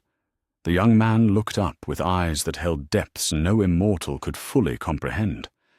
"My lord, when you have forever, perhaps courage can be saved for the perfect moment. When you have only the span that Ilúvatar has granted to my kind, every moment might be the perfect one." Word of such deeds spread swiftly through the armies of both light and darkness. The elves began to understand that their mortal allies brought not weakness, but a different kind of strength. The strength of those who must make every moment count, who cannot afford to hold back for tomorrow, because tomorrow might never come. And in the dark halls of Angband, Morgoth received reports that filled him with a rage, unlike any he had known since the kinslaying at Alqualonda. "They fight like beings possessed," Gothmog reported to his master, his massive form still bearing the wounds from his latest encounter with the armies of the Free Peoples. "The elves, we understand. They fight to preserve their eternal lives and protect their immortal realms. But these men, they fight as if death holds no terror for them, as if they welcome it as a friend." Morgoth paced the iron floors of his throne room like a caged beast, his mind wrestling with this latest proof of humanity's unpredictable nature. "They should fear death above all things," he snarled. "I have taught them that mortality is a curse, that their brief span is punishment for ancient crimes. Why then do they embrace it so readily in battle?" It was Sauron who provided the answer that chilled even the Dark Lord's iron heart. "My lord, I believe they have learned to transform your very lies into strength. You taught them that their mortality was a curse, but they have chosen to see it as a gift that frees them from the caution that binds immortal beings. Where you meant to instill fear, you have instead created a race of warriors who fight without reservation because they know their time is limited." The realization struck Morgoth like a physical blow. Once again, his efforts to weaken and corrupt the race of men had achieved the opposite of his intentions. His lies about mortality had not made them craven servants begging for extended life, but had instead produced warriors whose very acceptance of death made them more dangerous than any immortal foe. His response was swift and terrible. If the race of men would not be broken by ordinary measures, then he would unleash upon them such fury that even their strange courage would be insufficient. He began to prepare for what would later be called the Dagor Bragolach, the Battle of Sudden Flame, a coordinated assault designed not merely to defeat the armies of the Free Peoples, but to specifically target the settlements and strongholds of the Eden. "Let them see what their mortality means when faced with dragon fire and the might of Balrogs," Morgoth declared as he opened the deepest pits of Angband and called forth creatures that had not walked the earth since the Elder Days. Let their children burn, and their elders be torn apart by beasts of shadow. We shall see how brave they remain when faced with the destruction of everything they hold dear. The assault, when it came, was indeed terrible beyond measure. Rivers of fire poured from Angband, consuming whole forests and turning fertile lands into ash-covered wastes. Dragons led by Glaurung himself emerged from the mountain fastness, their breath turning strongholds into furnaces and armies into pyres. Behind them came Balrogs, wreathed in flame and shadow, and hosts of orcs beyond counting. The initial shock of the attack scattered the armies of Gil-galad and his allies, forcing them to retreat from positions they had held for decades. Whole kingdoms of the Noldor fell in a single day, their lords slain or driven into exile, their people scattered to the winds. It seemed that Morgoth's rage would indeed consume all opposition in Beleriand, but it was in this darkest hour that the true nature of the Edain shone forth most clearly, where the elves, stunned by the magnitude of the disaster, fell back in careful retreats designed to preserve their forces for future resistance. The men responded with acts of defiance that bordered on madness. In Dor-lomin, when Balrogs broke through the gates of Hador's fortress, it was the Lord's young kinsmen, Hurin and Huor, who rallied the defenders for a final stand. They were little more than boys by mortal reckoning, but they fought like heroes from the earliest days of the world, their swords taking a toll among the enemy that amazed even the creatures of shadow. For Hador and the house of the golden hair, Hurin cried, as he stood over his fallen lord, his blade shining with the light of elvencraft. Beside him, Huor fought in grim silence, his spear taking orc after orc as they pressed their assault. The fortress fell, as all the great strongholds fell that day. But not before the two young men had carved their names into legend with deeds that would be remembered as long as the world endured. They escaped the ruin only through the intervention of the great eagles, who bore them to safety in the hidden city of Gondolin. It was there, in the courts of Turgon, that Hurin spoke words that would echo through all the ages to come. We are the Eden, the followers who came out of the darkness in the east. Brief are our years and few, but in that brief span we may yet achieve deeds that the deathless Eldar, for all their ages of life, have not dared attempt. Our mortality is not our weakness, it is the source of our strength, for we know that each moment is precious beyond price, and we are willing to spend ourselves utterly for the causes we hold dear. These words, and the deeds that proved them, reached even the ears of Morgoth through his network of spies and servants. The Dark Lord found himself faced with a paradox that threatened the very foundations of his understanding. He had unleashed his greatest fury upon the race of men, specifically to break their spirits and demonstrate their helplessness before his power. Instead, their response to overwhelming disaster had been to fight with even greater courage and determination than before. "Bring me the one called Hurin," Morgoth commanded his generals. "I must understand what drives these creatures to such acts of defiance. Their logic eludes me, and what I cannot understand, I cannot control." The capture of Hurin came years later, after many battles and much suffering, when at last the Lord of Eagles brought the warrior before Morgoth in chains. The Dark Lord looked upon this mortal man, small and frail compared to his own mighty form, and marveled that such an insignificant creature could inspire such fear in his heart. "You are Hurin of the house of Hador," Morgoth said, his voice like the rumble of distant thunder.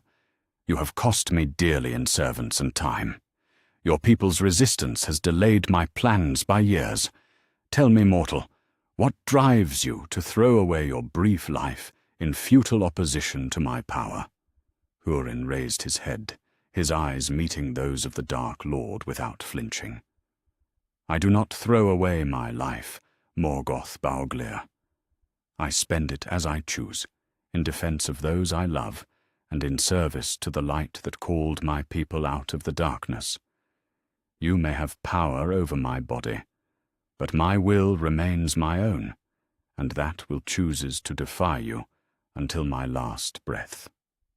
For long hours, Morgoth sought to break that will through tortures that would have shattered the minds of lesser beings.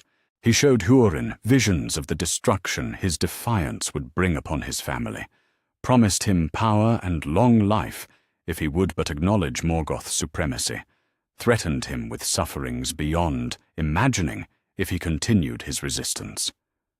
But in every response, Hurin displayed the quality that Morgoth had come to fear above all others in the race of men: the unpredictable strength that arose from their acceptance of mortality. Because his time was limited, every choice carried ultimate weight. Because his life was brief, every moment of defiance blazed with an intensity that even the Dark Lord could not extinguish. "You cannot understand," Hurin said at last, when the tortures had failed, and Morgoth's rage had begun to turn to something approaching respect. "You are immortal, mighty beyond measure, but you are also trapped by your own nature. Your existence stretches on without end, and so you can afford to be patient, to wait for better opportunities, to preserve yourself for future victories. But we who are mortal live always in the present moment, and in each moment we must choose completely, holding nothing back for a tomorrow that may never come." It was then that Morgoth truly understood why his visions had shown him that the race of men would be the instrument of his ultimate defeat. Their mortality wasn't a limitation to be overcome, but the source of a strength he could never possess. They could choose to spend themselves utterly for their beliefs, because they had nothing to preserve for eternity. They could face hopeless odds with unshakable resolve, because they had already accepted the inevitability of their ending. In his rage and growing fear, Morgoth chose not to kill Hurin, but to bind him in a chair of iron upon the peaks of Thangorodrim, from which he would be forced to watch the consequences of his defiance play out through the years to come. But even this cruel punishment failed to achieve its purpose, for Hurin's spirit remained unbroken, his eyes fixed always on the horizon where hope might yet dawn. And in the halls of Angband, as reports continued to arrive of mortal men performing impossible deeds in defense of the free peoples, Morgoth began to understand that his greatest error had been in assuming that he could control or predict a race whose very nature lay beyond the comprehension of immortal minds. The Edain had proven themselves as allies worthy of the Eldar, but more than that, they had proven themselves to be the embodiment of a kind of strength that no power in Middle-earth could fully understand or overcome. Their brief lives burned like stars, and in that burning lay the seed of every hope that the free peoples would ever know. In seeking to destroy them, Morgoth had only made them stronger. In trying to break their spirits, he had forged them into weapons that would one day strike at the very heart of his power. The race of men had found their destiny at last, and not all the malice of the Dark Lord could turn them from the path they had chosen to walk. Chapter 8. The Dragon's Shadow and Human Defiance. The years following the Dagor Bragolach brought a darkness to Beleriand that seemed to seep into the very stones and streams. Morgoth's forces had shattered the careful defences built up over centuries, and now his servants roamed lands that had once known only peace. But it was not enough for the Dark Lord to have achieved military victory. He remained haunted by the unpredictable courage of the Edain, by their ability to transform even his greatest malice into something he could neither predict nor control. in the deepest forges of Ongband, where the very rocks wept with the heat of his fury, Morgoth prepared his most terrible weapon for deployment against the race that had so confounded him. Glaurung the Golden, father of dragons, had long been his most cherished creation, a worm of such power and malice that even Balrogs gave way before him. But now Morgoth would unleash him not merely as an engine of war, but as an instrument of psychological destruction aimed specifically at the settlements and strongholds of men. "You will not merely burn and destroy," Morgoth commanded his greatest servant, as they stood in the vast hall where dragons were nurtured and bred. "You will demonstrate to these mortals the futility of their defiance. Show them that their brief courage means nothing before the ancient power of fire and darkness. Break their spirits as well as their bodies." Glaurung's eyes, like pools of molten gold, burned with understanding and malice. "It shall be as you command, my lord. The race of men shall learn the price of opposing the will of Morgoth." The dragon's campaign of terror began in the forests of Brethil, where the folk of Haleth had built their hidden settlements among the great trees. Glaurung came upon them like a thunderstorm of fire and death, his breath turning ancient oaks into pillars of flame, his presence striking terror into hearts that had never known such fear. Whole villages vanished in the space of an hour, their people scattered to the winds or consumed entirely. But even in the face of such overwhelming force, the response of men continued to baffle both Dragon and Dark Lord. Where other races might have fled en masse or sought to negotiate for mercy, the survivors of Glaurung's attacks instead did something entirely unexpected. They began to hunt him. It was not rational behavior by any standard that Morgoth understood. The dragon was vast, ancient, nearly invulnerable to mortal weapons, possessed of cunning that surpassed most elven lords. The men who pursued him were few in number, armed with simple weapons, their lives measured in decades rather than millennia. By every calculation, they should have fled to the furthest corners of Middle-earth rather than seek confrontation with such a foe. Yet hunt him they did, with a persistence that amazed even Glaurung himself. They learned his habits, tracked his movements, studied the patterns of his destruction. When he rested in caves, they would attempt to seal the entrances with rock falls. When he hunted in the open, they would harry him with arrows from concealed positions. None of these tactics could truly harm him, but their very audacity was troubling in ways that the dragon found difficult to articulate.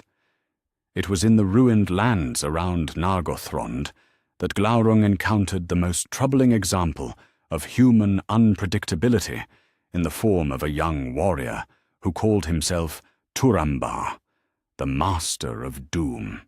Turin, son of Hurin, carried within himself all the fierce courage of his line, but shaped by sorrows that had burned away every consideration save the desire for vengeance against the darkness that had destroyed his family. Their first encounter came when Glaurung was returning from a particularly devastating raid against the scattered settlements along the river Narog. The dragon was glutted with destruction, his mind turned toward the comfortable caverns where he would rest and digest his triumph. He did not expect to find a single mortal warrior standing alone on the narrow bridge that crossed a deep gorge, blocking his path with nothing more than a black sword and an expression of absolute defiance. "I am Turambar," the figure called out, his voice carrying clearly across the chasm. "Son of Hurin, enemy of Morgoth, and your bane. You have brought fire and death to my people, worm, but your reign of terror ends here." Glaurung's laughter was like the sound of an avalanche. "Foolish mortal, do you not know who I am? I am Glaurung the Golden, father of dragons, servant of Morgoth the Mighty. Your father sits bound upon Thangorodrim, forced to watch the consequences of his defiance. You have inherited his curse, and I shall be the instrument of your doom." But Turin did not flee or despair at these words as the dragon expected. Instead, his grip on his sword tightened, and his eyes blazed with a light that reminded Glaurung uncomfortably of the fury he had seen in Hurin's face during their last encounter. "Then let us see which doom proves stronger," Turin replied. "You speak of my father as if his binding were a defeat, but I see it differently. He chose to defy you and your master, knowing the cost, and even now his spirit remains unbroken. That same choice lies before me, and I choose as he did." The battle that followed was like nothing recorded in the annals of Middle-earth. Turin could not match the dragon in strength or size, could not withstand the furnace heat of Glaurung's breath or the crushing weight of his coils. But what he possessed was something the dragon had never encountered before: the absolute certainty of one who had accepted death as the price of meaningful action. Where an immortal warrior might have sought to preserve himself for future battles, Turin fought as if each moment might be his last, because for a mortal it very well could be. He took wounds that would have sent an elf into careful retreat, pressed attacks that any rational calculation would have deemed suicidal, and displayed a creativity born of desperation that even Glaurung's ancient cunning could not anticipate. In the end, it was the dragon's own arrogance that provided Turin with his opportunity. Believing the mortal warrior was at last broken and helpless, Glaurung reared up to deliver the killing blow, exposing the softer scales of his belly to the black blade of Gurthang.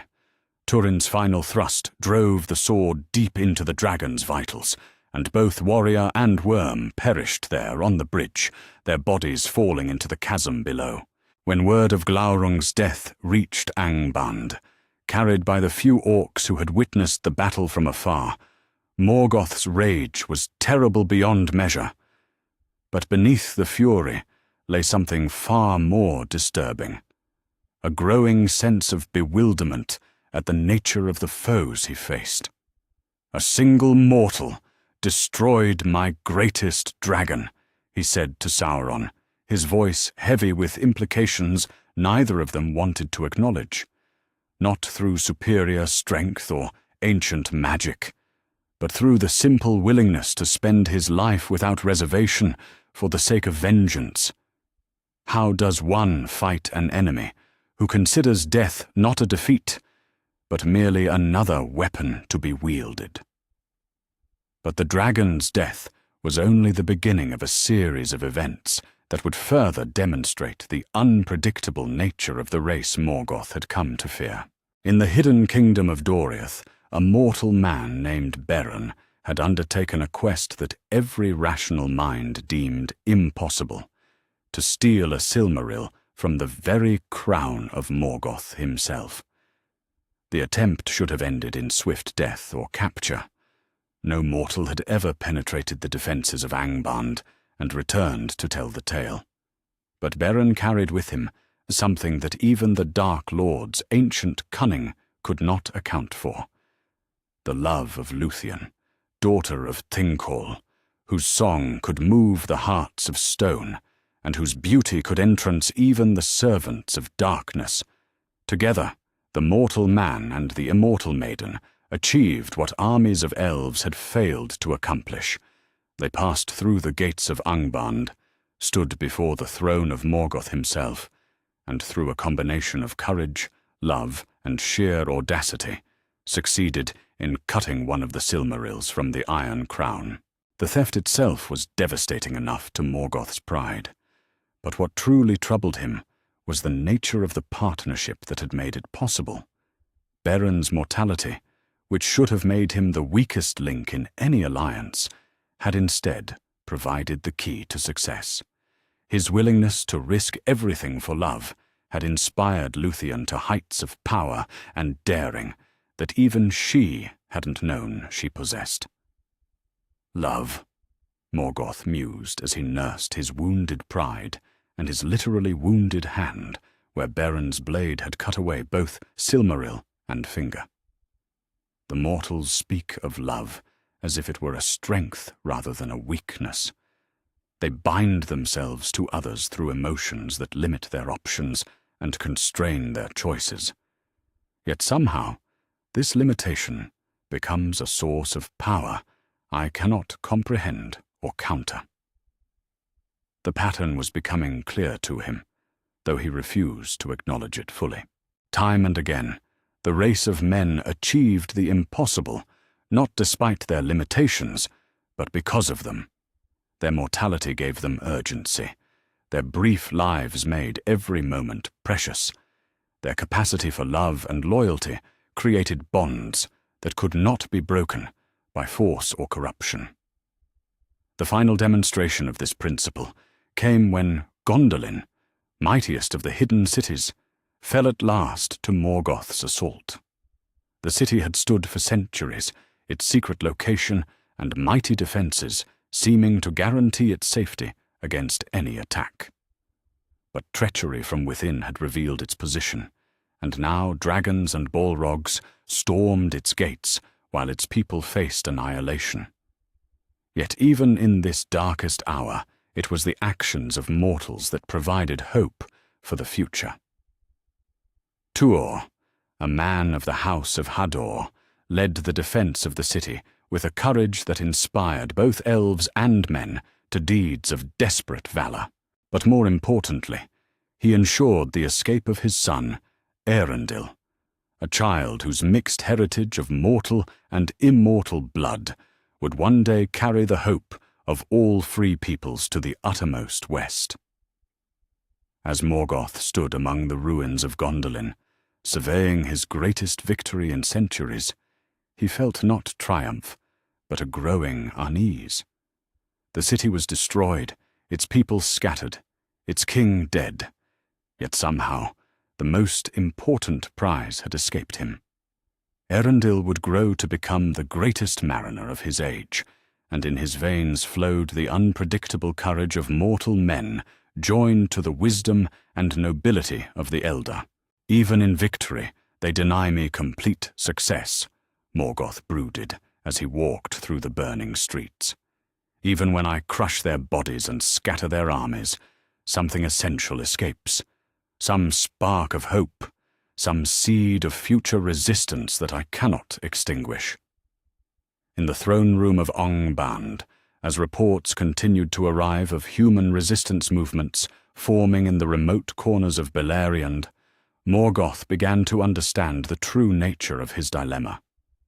He could kill individual men, could destroy their cities and scatter their armies, could even corrupt many of them to his service.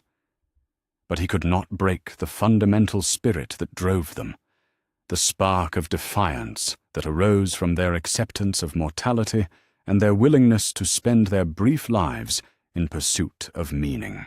They are like fire, he said to himself, staring into the flames that lit his great hall. The more fuel you give fire, the higher it burns. The more I oppress them, the brighter their courage shines. The more I threaten them with death, the more freely they embrace it as the price of their convictions. The realization filled him with a dread that was becoming all too familiar. The visions of the Dagor Dagorath had shown him that the race of men would play a crucial role in his ultimate defeat, but he had assumed that he could prevent that outcome by destroying or corrupting them before they could fulfill their destiny. Now he was beginning to understand that their very nature made them impossible to completely defeat. Like flames, they could be scattered but never truly extinguished, could be diminished but would always find new fuel in the form of love, loyalty, and the simple human refusal to accept despair as the final word. In the growing darkness of the First Age, as Middle-earth groaned under the weight of Morgoth's malice, and the free peoples struggled to survive in an ever-shrinking circle of light, the race of men had proven themselves to be something unprecedented in the Dark Lord's experience. An enemy that grew stronger through suffering, that found hope in despair, and that could not be conquered because they had already accepted the ultimate consequence of defeat, and found in that acceptance not weakness, but the source of their greatest strength. The dragons might burn their cities, and the Balrogs might scatter their armies. But as long as a single human heart continued to beat with the rhythm of defiance, the race of men would remain what they had always been. The one force in Middle-earth that Morgoth could neither fully understand nor completely control. And in that unpredictability lay the seed of every hope that the free peoples would ever know, and every fear that would continue to grow in the heart of the Dark Lord himself. Chapter 9. The Half-Elven and the Choice. In the years following the fall of Gondolin, as the darkness of Morgoth's dominion spread ever wider across Beleriand, there arose a light that the Dark Lord had not foreseen in any of his calculations. At the havens of Sirion, where refugees from all the fallen realms had gathered in desperate hope, two young beings came of age whose very existence represented everything that Morgoth had come to fear about the race of men. Eärendil the Mariner, son of Tuor and Idril, carried within his veins the mingled blood of the two kindreds. From his mortal father came the fierce courage of the Edain, the willingness to spend life without reservation for worthy causes, the unpredictable spark that had so confounded the Dark Lord's schemes. From his elven mother came the wisdom of ages, the clarity of purpose that could endure through centuries, the connection to the deeper harmonies of creation itself. But Eärendil was not alone in bearing this mixed heritage. At the havens lived also Elwing the Fair, daughter of Dior, whose lineage traced back through the union of Beren and Luthien to both the royal house of the Eldar and the heroic line of the Edain. In her possession lay the Silmaril that her grandfather had won from Morgoth's very crown, a jewel that burned with the light of the two trees and served as both symbol and substance of hope in the growing darkness. When Eärendil and Elwing were wed beneath the stars, their union created something that had never before existed in the history of Arda, a partnership that fully embodied the potential of what elves and men could achieve together. In their love, the immortal wisdom of the firstborn joined with the passionate intensity of mortal hearts. In their children, twin sons named Elros and Elrond, the two kindreds were united not merely in alliance, but in blood itself. In Angband, Morgoth felt the moment of their union like a discordant note struck against the theme of his dominion.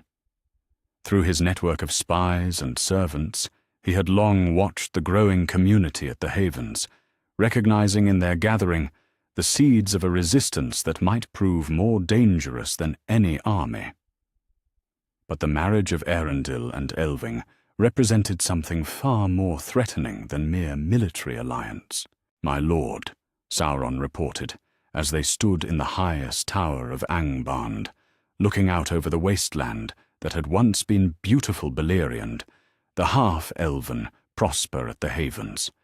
Their ships sail far beyond our reach, carrying hope to lands we cannot touch. Their very existence seems to inspire the scattered remnants of our enemies.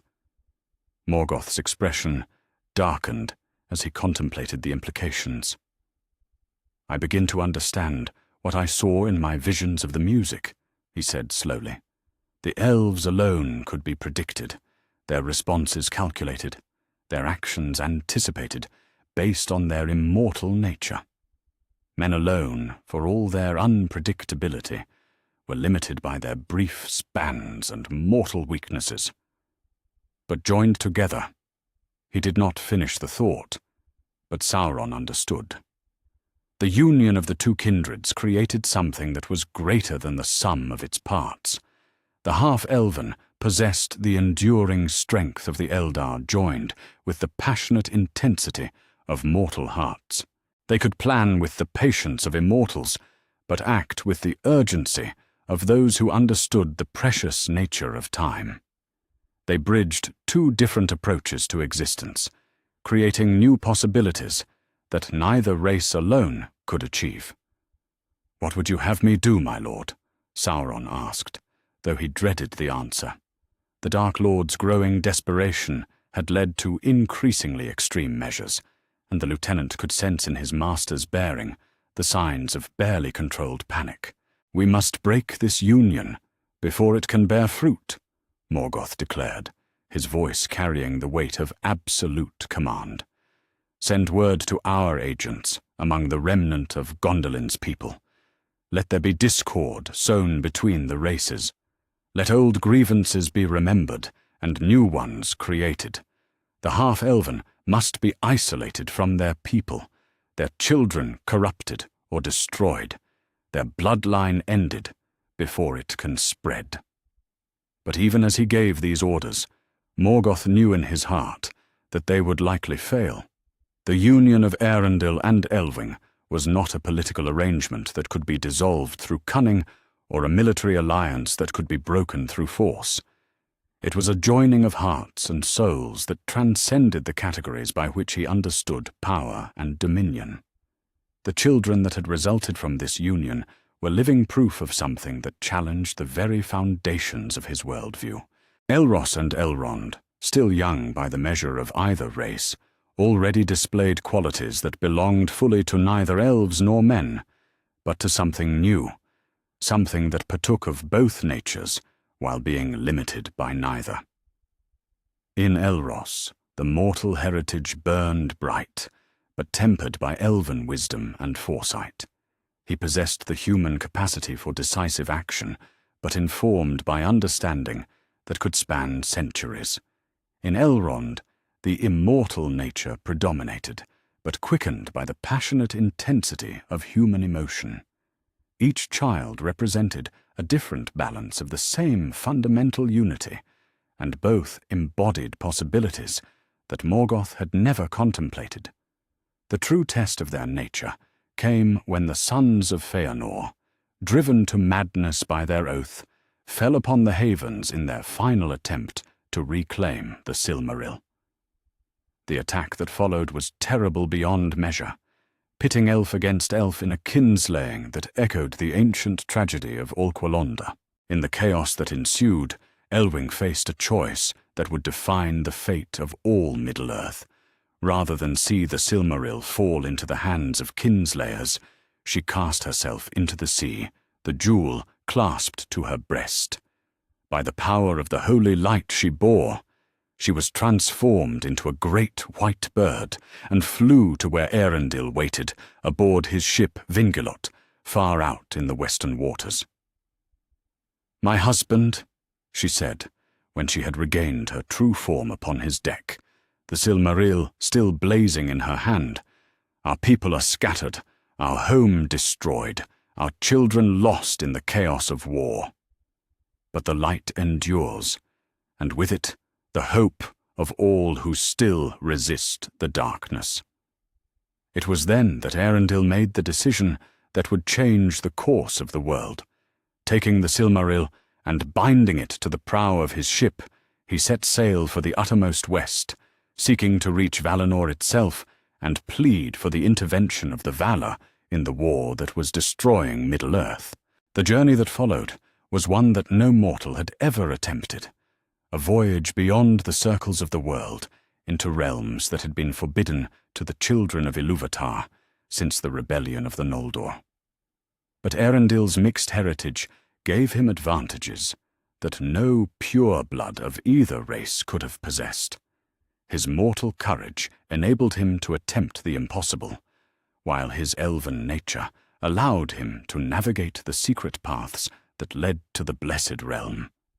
When at last he stood before the thrones of the Valar in Valimar, bearing the Silmaril as both credential and plea, his words carried a power that surprised even himself.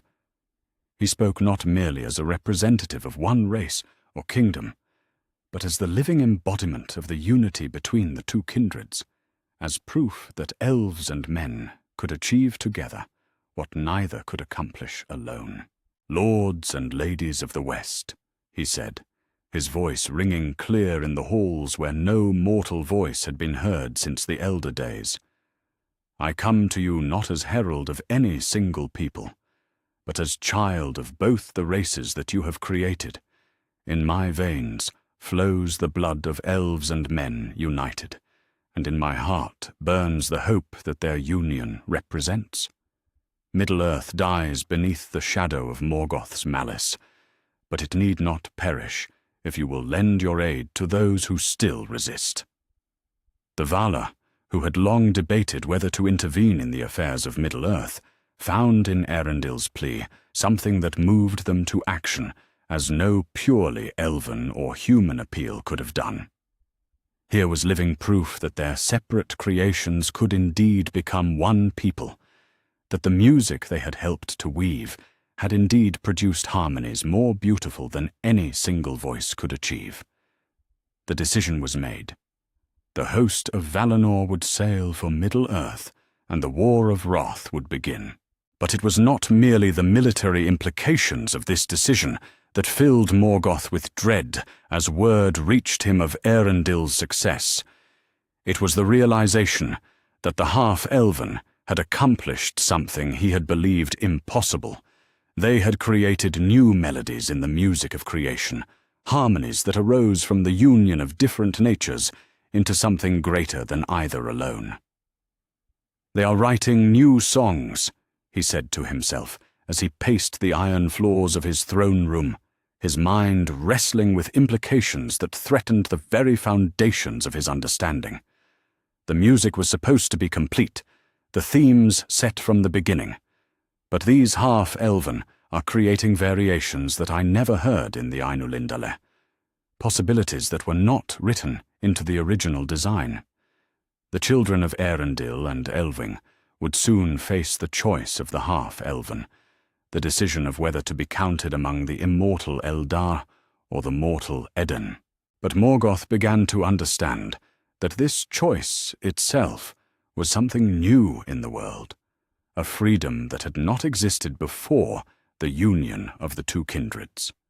Whatever they chose, they would be choosing not merely for themselves, but for all who might come after, establishing precedents that would echo through all the ages to come. In his growing panic, Morgoth dispatched his most subtle agents to corrupt the young half-elven, while their choice remained unmade. If he could turn them to his service, if he could poison their decision at its source, he might yet prevent the union of the races from bearing its full fruit. But even this desperate gambit revealed the extent of his fear.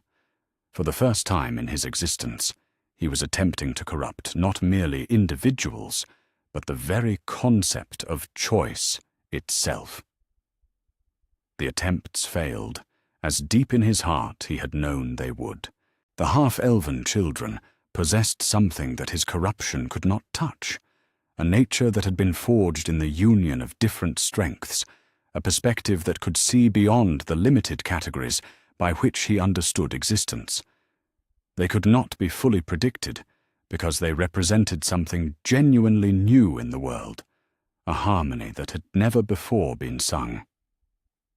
As news arrived of the gathering host of Valinor and the approach of the final war, Morgoth found himself facing an enemy that embodied everything he had come to fear about the race of men.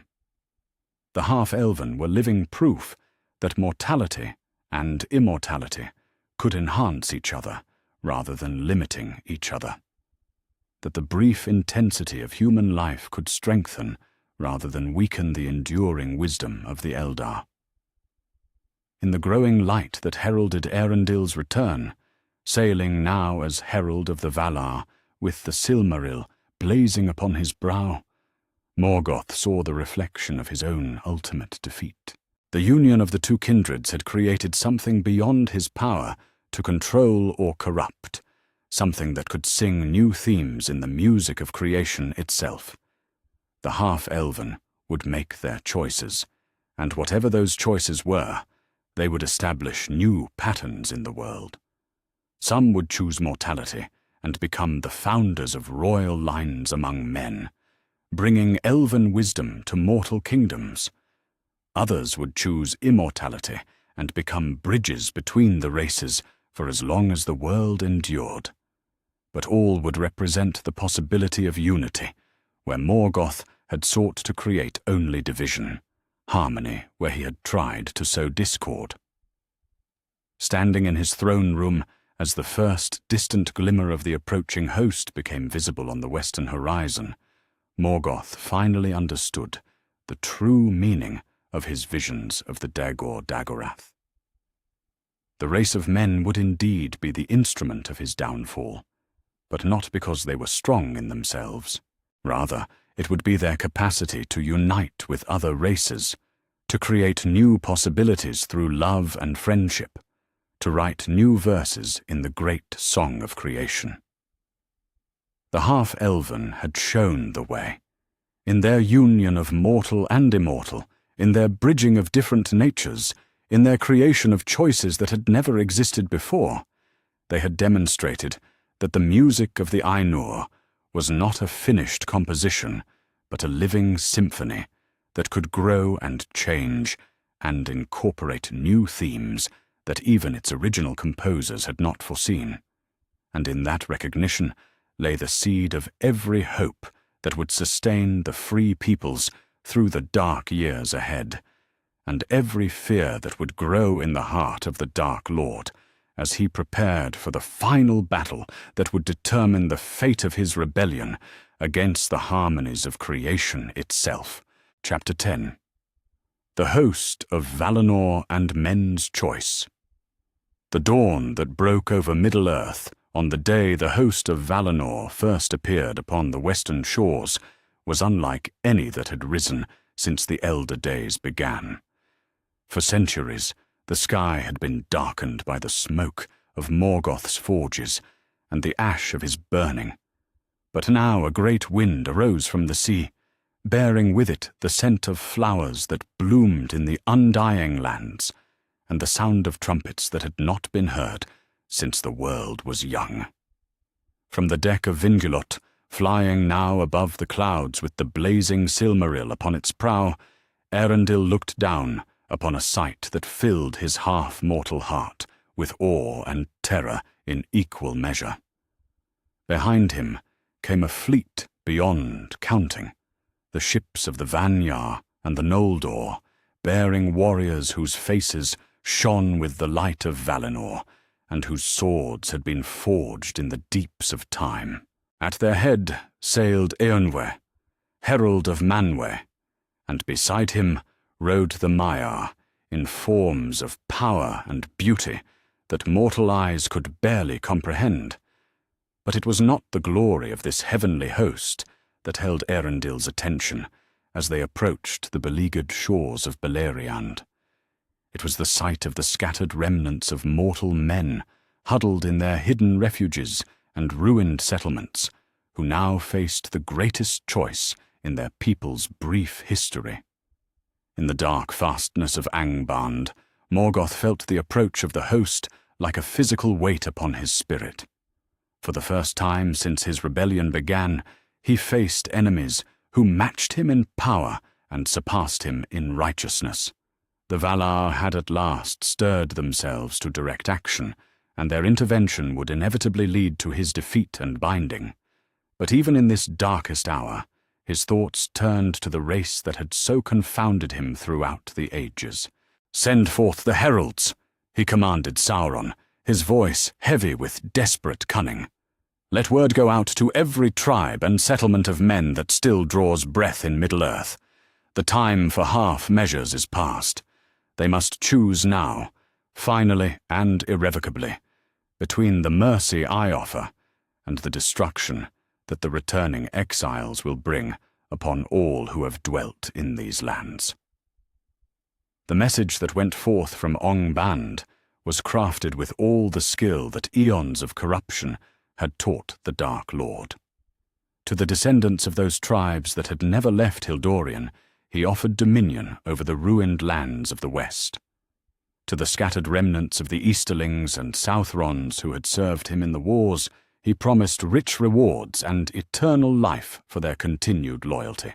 To the survivors among the Edain themselves, he extended what seemed to be mercy, forgiveness for their resistance, and a place of honor in the new order that would emerge when the upstart Valar had been driven back to their distant realm. But beneath the honeyed words lay threats of terrible clarity. Those who chose to side with the returning elves would share their fate when the Dark Lord's victory was complete. Their children would be given as food to his dragons, their elders would serve as entertainment in the arenas of Angband, and they themselves would spend eternity in torments that would make Hurin's binding seem merciful by comparison. "This is your final chance," the heralds proclaimed in every tongue of men. "Your brief lives are forfeit either way, but the manner of your dying remains in your hands. Die as heroes in a doomed cause, or live as faithful servants of the true power in Middle-earth. Choose quickly, for the time of choosing grows short." The response to this ultimatum revealed truths about the race of men, that even the long years of war and suffering had not fully illuminated. In the hidden valleys and secret refuges, where the remnants of free peoples had gathered, councils were held that would determine not merely the fate of individuals, but the destiny of their entire race. Among the surviving lords of the Edain, the debate was fierce but brief. Elrond, now grown to young manhood and bearing within himself the mingled heritage of both kindreds, spoke for those who counselled unwavering resistance.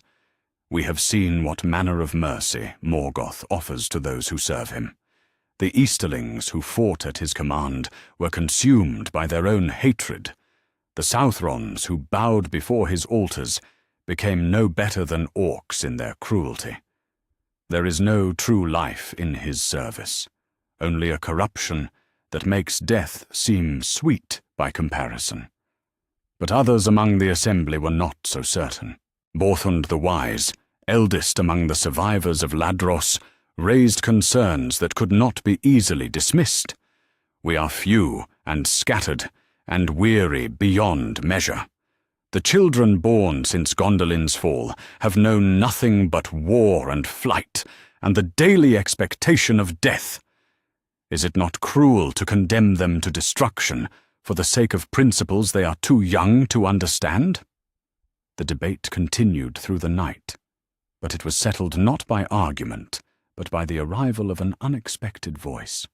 From the eastern lands came messengers bearing news of the tribes that had never left Hildorian, those descendants of the earliest men who had remained in the shadow of Morgoth's influence for all the centuries since their awakening.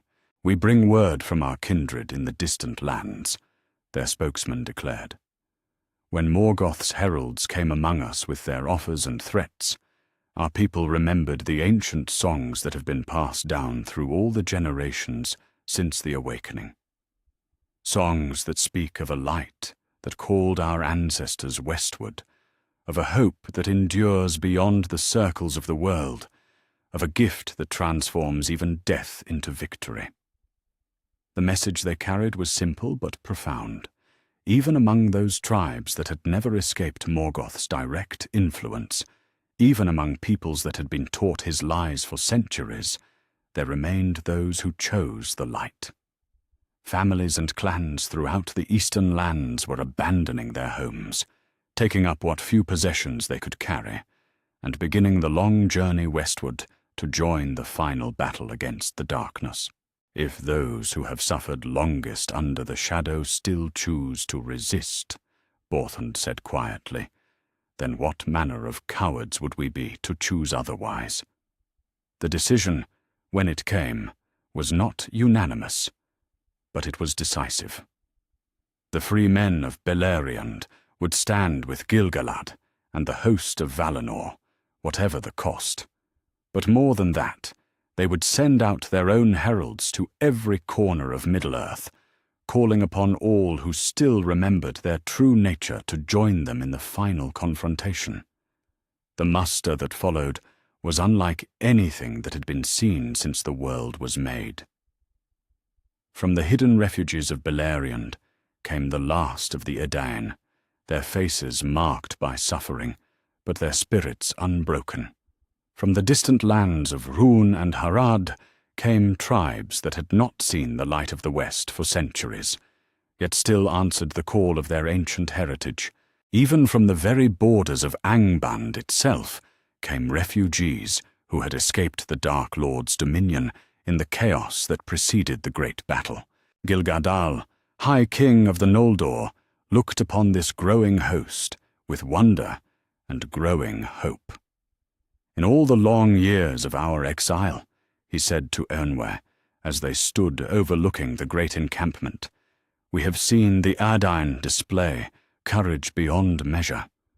But this surpasses even what we had thought possible. They come not in hope of victory, but in acceptance of duty. They choose not the easier path, but the right one. The herald of Manwë nodded gravely.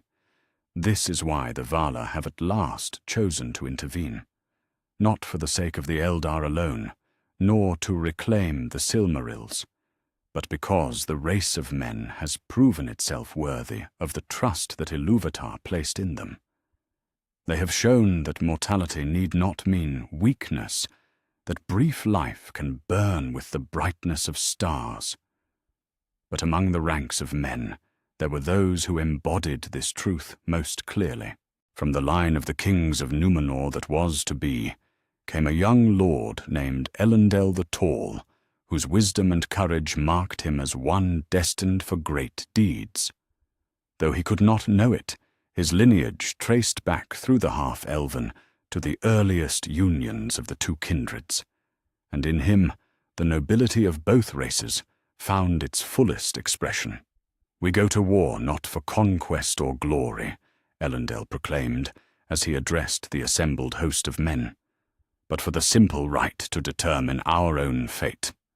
Morgoth offers us slavery disguised as mercy, corruption presented as reward. But we choose freedom, even if that freedom leads to death. Better to die as ourselves than to live as shadows of his will. The words rang across the camp like a bell, and in them Morgoth's spies heard the doom of their master's final hope. The race of men offered one last chance to submit, had chosen defiance, offered the promise of extended life through service to darkness. They had chosen the acceptance of mortality in service to the light. In Angband, when this news reached the Dark Lord, his rage shook the very foundations of the Iron Mountains. For centuries he had worked to corrupt the race at its source, to teach them that their mortality was a curse to be escaped rather than a gift to be embraced. Now, in the moment of his greatest need, they had rejected his teaching so completely that even the promise of survival could not sway them from their course. They choose extinction over submission, Sauron observed, his voice carefully neutral as he delivered this most unwelcome of reports. Even now, with your victory almost within reach, they refuse to acknowledge your supremacy. Morgoth stared out from the heights of Thangorodrim at the growing radiance that marked the approach of the host of Valinor. They have never acknowledged my supremacy, he said at last, his voice heavy with a recognition that had been growing for ages. That was always the flaw in my understanding. I assumed that all created beings would eventually accept the logic of power, the inevitability of dominion. But the race of men operates by different principles entirely. For the first time since his rebellion began, Morgoth allowed himself to admit the truth that his visions had shown him long ago. The race of men would indeed be the instrument of his defeat, not because they were stronger than him in any measurable way, but because they possessed something that his immortal nature could never achieve. The freedom that came from acceptance of limitation, the strength that arose from the knowledge that their time was brief and precious beyond measure. They will die in the coming battle, he said, more to himself than to his lieutenant.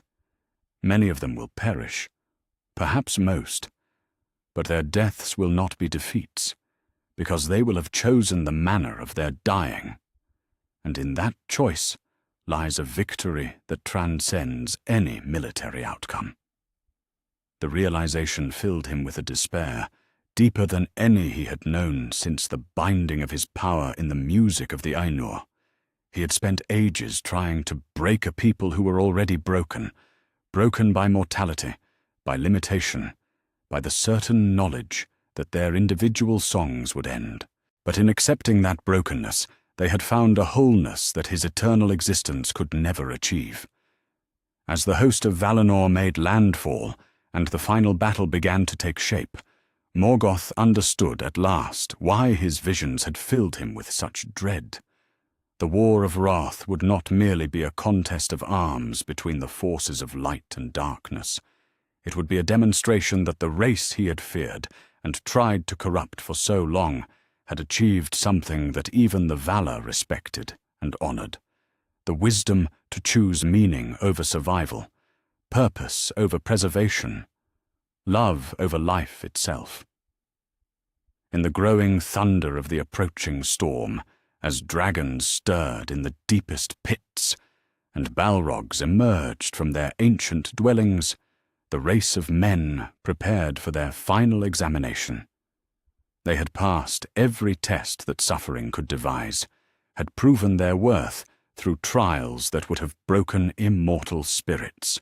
Now they would face the ultimate trial, the choice between surrender and destruction, between the promise of survival and the certainty of a meaningful death. They had already made their choice, and in making it, they had written the final verse of their song in the great music of creation. Whatever the outcome of the battle to come, they had proven themselves worthy of the gift that Ilúvatar had given them. And in proving that, they had sealed the fate of the Dark Lord, who had never understood that some gifts could not be stolen, corrupted, or destroyed. Chapter 11. The War of Wrath and the Unforeseeable. The War of Wrath began not with a single battle, but with the unleashing of powers that had been gathering force since the world was young. From the hosts of Valinor came light that had not been seen in Middle-earth since the Elder Days, the radiance of the Maiar in their unveiled glory, the gleam of weapons forged in Valinor's deathless fires, the terrible beauty of the Vanyar as they rode to war with songs upon their lips that shook the very foundations of the mountains. Against them, Morgoth loosed the full fury of ages of malice.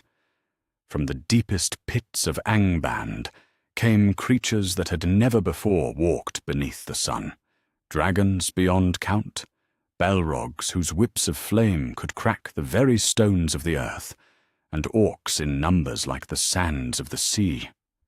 The collision of these forces was so vast that the very shape of Middle-earth began to change, mountains crumbling into the sea and new ranges rising from the plain. But in the midst of this cosmic confrontation, it was the actions of mortal men that would prove decisive in ways that neither side had foreseen. For Morgoth had planned his strategy around the assumption that this would be a war fought according to the ancient patterns, immortals against immortals, power measured against power, with victory going to whichever side could bring the greater force to bear. What he had not anticipated was the way the race of men would transform the very nature of warfare itself. The first sign of this transformation came on the third day of battle, when the dragon host, led by Ankalagan, the Black, threatened to overwhelm the left flank of Gil-galad's forces. The situation was desperate. The great drake's size was beyond anything that had been seen before, his fires hot enough to melt the very armor of the Noldor, his presence striking terror into hearts that had faced the worst that Angband could devise. It was then that a company of men from the distant eastern lands, led by a warrior named Bronwë the Steadfast, performed an act so unexpected that it changed the course of the entire battle. Rather than falling back before the dragon's assault, they charged directly toward him, not in hope of victory, but in acceptance of a meaningful death. "For the light that called us from the darkness," Bronwyn cried as he led his people forward. "For the gift that makes us free." What followed defied every tactical principle that immortal minds could conceive. The men did not attempt to fight the dragon as a conventional enemy.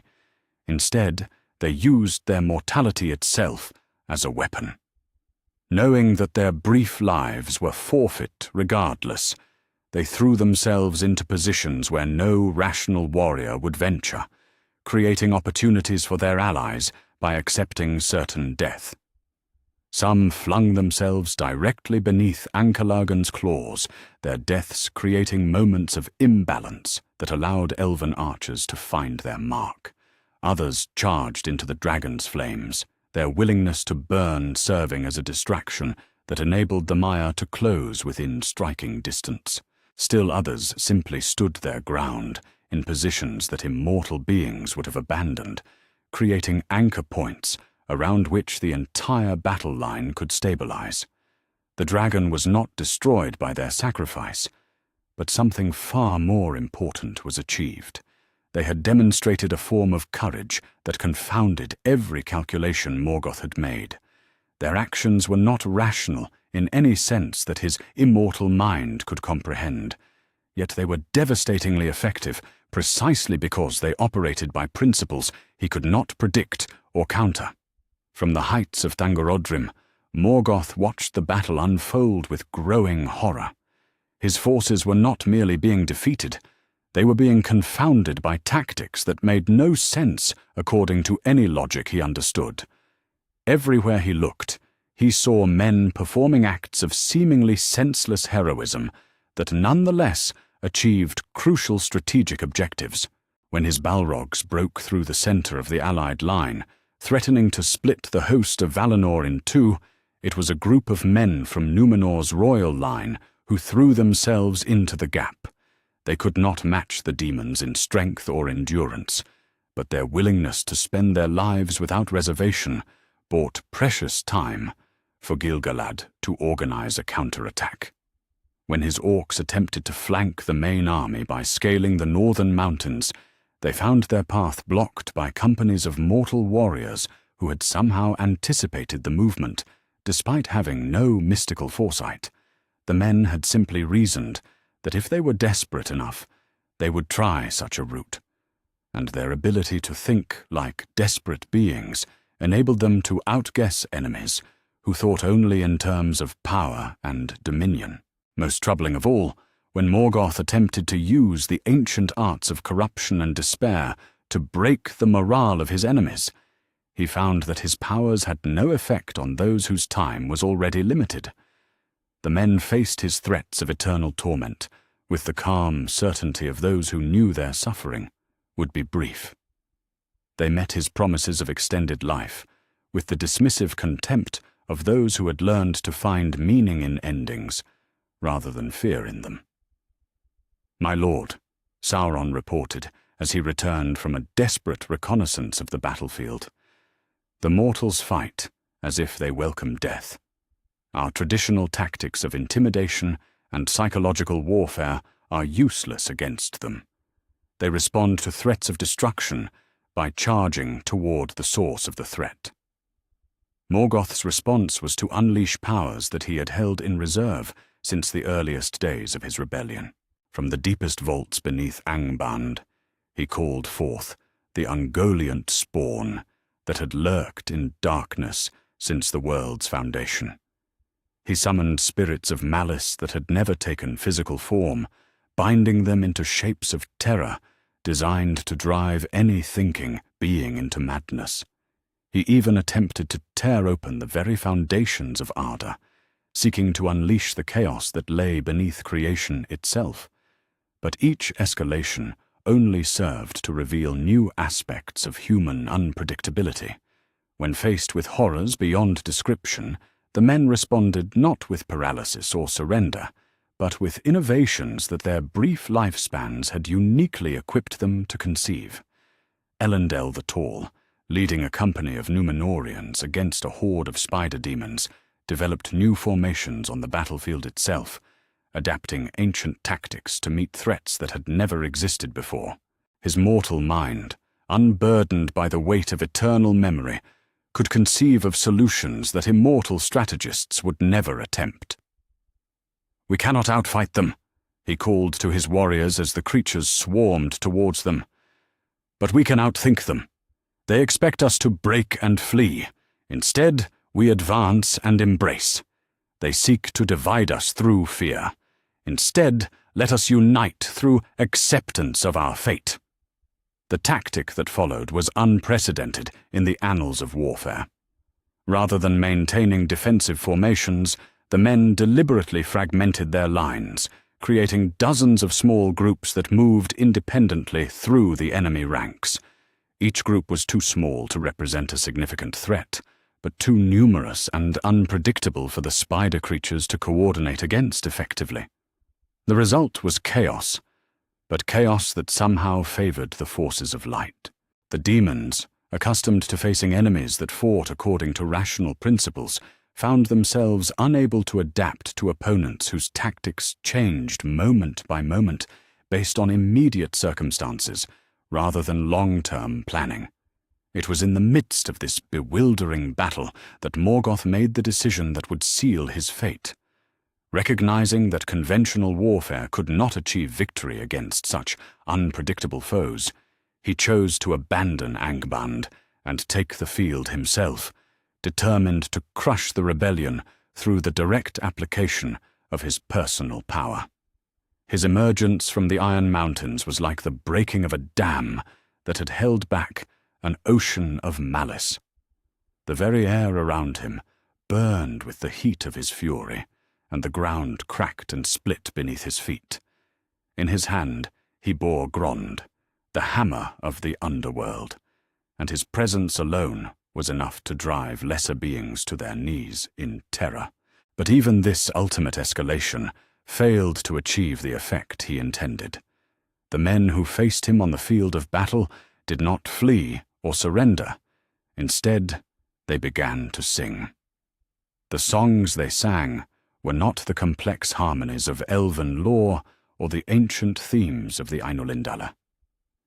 They were simple melodies, work songs and lullabies and marching chants that their ancestors had sung in the hidden valleys of the East.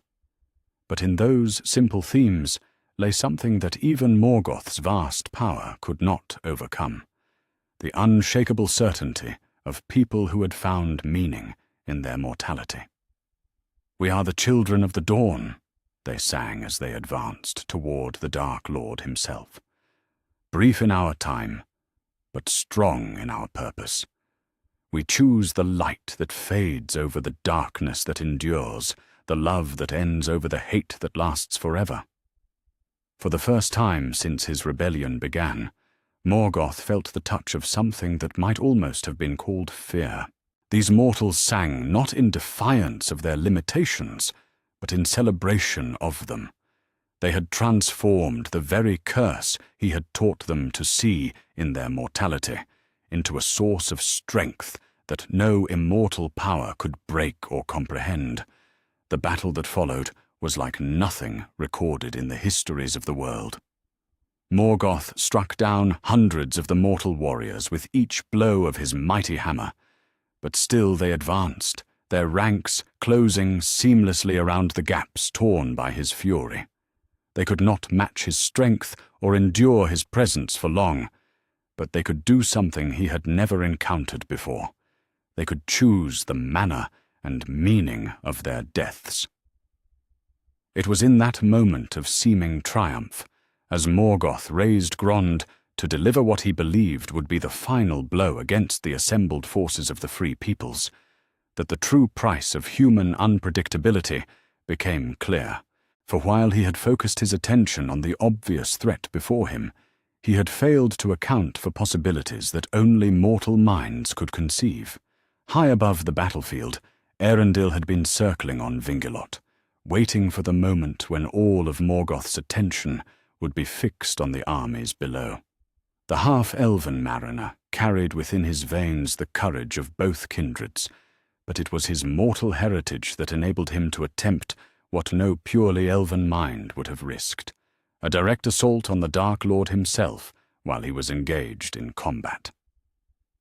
The attack, when it came, was coordinated by signals that the men on the battlefield had arranged through their seemingly chaotic movements. Every retreat had been calculated to draw Morgoth into the precise position where he would be most vulnerable to assault from above. Every charge had been timed to keep his attention fixed on immediate threats, while the true danger approached unseen. When Vingilot dove from the clouds, the Silmaril blazing on its prow like a falling star, it came not as the result of immortal planning, but as the culmination of mortal improvisation carried to its ultimate extreme. The great eagles, led by Thorondor himself, followed in the ship's wake, their talons and beaks ready to join the battle at the crucial moment. Morgoth, caught between the ground assault of the men and the aerial attack of the eagles, found himself fighting a war on multiple fronts that his singular focus on dominion had never equipped him to handle. For the first time in his existence, he was forced to react rather than act, to respond to initiatives taken by others rather than imposing his will upon events. The battle's end came not through superior force, but through the combined weight of countless individual choices. Each man who had chosen sacrifice over survival, each moment of unpredictable courage, each act of defiance that operated by principles Morgoth could not foresee. All of these had contributed to creating the precise circumstances that made victory possible. When the Dark Lord finally fell, struck down by the combined might of Erendil's assault and the eagle's fury, his binding was accomplished not merely by the power of the Valar, but by the accumulated weight of human choice. Every mortal who had chosen light over darkness, freedom over slavery, meaning over mere survival, had contributed to weakening the foundations of his power. As the great chain Angenor was brought forth to bind him, Morgoth looked upon the field of battle where so many mortals lay dead, and finally understood the nature of his defeat. He had been overthrown not by creatures stronger than himself, but by beings whose very limitations had become their greatest strengths. "You have won," he said to Eönwë, as the final shackles were placed upon him. "But you have won through the actions of those whose victory I could never have predicted, because they operate by laws I was never taught to understand." The Herald of Manwë nodded gravely. The race of men has proven themselves worthy of the trust Ilúvatar placed in them. In accepting their mortality, they have found a freedom that neither angel nor demon can fully comprehend. That freedom was always destined to be your undoing. As Morgoth was borne away to the void beyond the circles of the world, the surviving men gathered on the battlefield to sing songs of mourning for their fallen comrades, and songs of hope for the world that their sacrifice had made possible. They had proven that mortality was indeed the greatest gift that conscious beings could receive, not despite its limitations, but because of them. The War of Wrath was ended, and with it the first age of Middle-earth, but the victory belonged not to the immortal Valar or the deathless Eldar, but to the brief flames of mortal life that had burned so brightly that even the ancient darkness had been consumed in their light.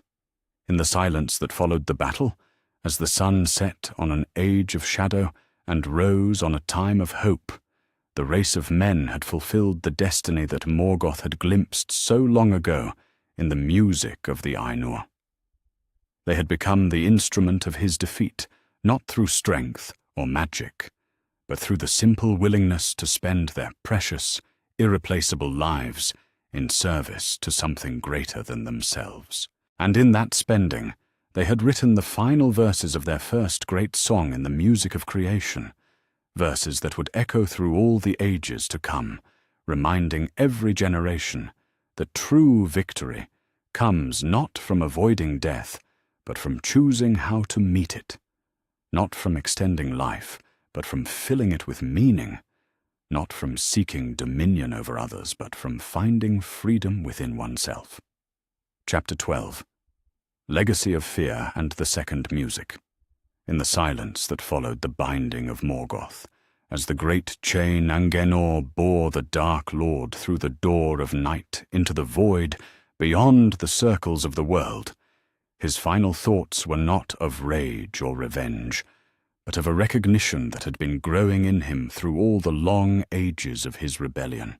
The race of men, brief as candle flames in the vastness of eternity, had proven themselves to be exactly what he had feared they would become, the living embodiment of a freedom so complete that even his vast power could neither comprehend nor control it. "I understand now," he said to the darkness that would be his prison until the end of days, "why Iluvatar made them mortal. It was not cruelty, as I taught them to believe. It was the greatest gift that conscious beings could receive, the gift of endings that give weight to choices, the gift of limitation that creates the possibility of true meaning." His words echoed in the emptiness of the void, heard by none but himself, yet carrying within them the acknowledgement of truths he had spent ages trying to deny. The race of men had defeated him not through superior strength or ancient magic, but through the simple acceptance of their mortality, an acceptance that had transformed what he had meant as a curse into the source of their greatest power. On the fields of Beleriand, where the host of Valinor had fought the final battle, the survivors among men gathered to honor their fallen and to contemplate the world that their sacrifice had made possible. The cost had been terrible. Whole bloodlines had perished in the war, and many of the noblest among the Edain lay beneath the torn earth. But in their grief there was also a deep satisfaction, for they had proven themselves worthy of the gift that Iluvatar had given them. Eönwe, herald of Manwe, stood among them as the dawn broke over the transformed landscape of Middle-earth. The very geography had been reshaped by the war. Mountains had fallen and new ranges risen. The sea had claimed vast territories, while new lands emerged from its depths. But more profound than any physical change was the alteration that had taken place in the spiritual landscape of Arda. "The Valar have taken counsel," he announced to the assembled survivors, his voice carrying across the field with the authority of one who spoke for the powers of the West. "Your courage in the darkest hour, your willingness to spend your precious lives without reservation for the cause of light, has earned you rewards beyond any that mortal beings have previously received. The gift that was offered to them surpassed even their hopes. From the depths of the great sea, the Valar raised a new land, Númenor, the Westernesse, an island realm closer to Valinor than any other inhabited land. To this blessed country would come the surviving Edain, and there they would establish a kingdom that would endure for thousands of years, a bridge between the mortal lands of Middle-earth and the immortal realms of the West. But more than this physical reward was the recognition that their nature represented something unprecedented in the history of Arda. The Valar, who had watched their performance in the war with growing wonder, began to understand that the race of men embodied principles that even they, in their vast wisdom, had not fully grasped. "They have shown us something new," Manwe confided to his fellow Valar, as they gathered in council to discuss the reshaping of the world. "We who are eternal have always thought in terms of preservation and endurance. But these mortals have demonstrated that there can be strength in acceptance of endings, wisdom in embracing limitation, victory in the willing surrender of life itself. Varda, kindler of stars, nodded thoughtfully. In their brief flames, they burn with an intensity that our eternal lights cannot match. They choose each moment of their existence in a way that we, who have forever before us, never can.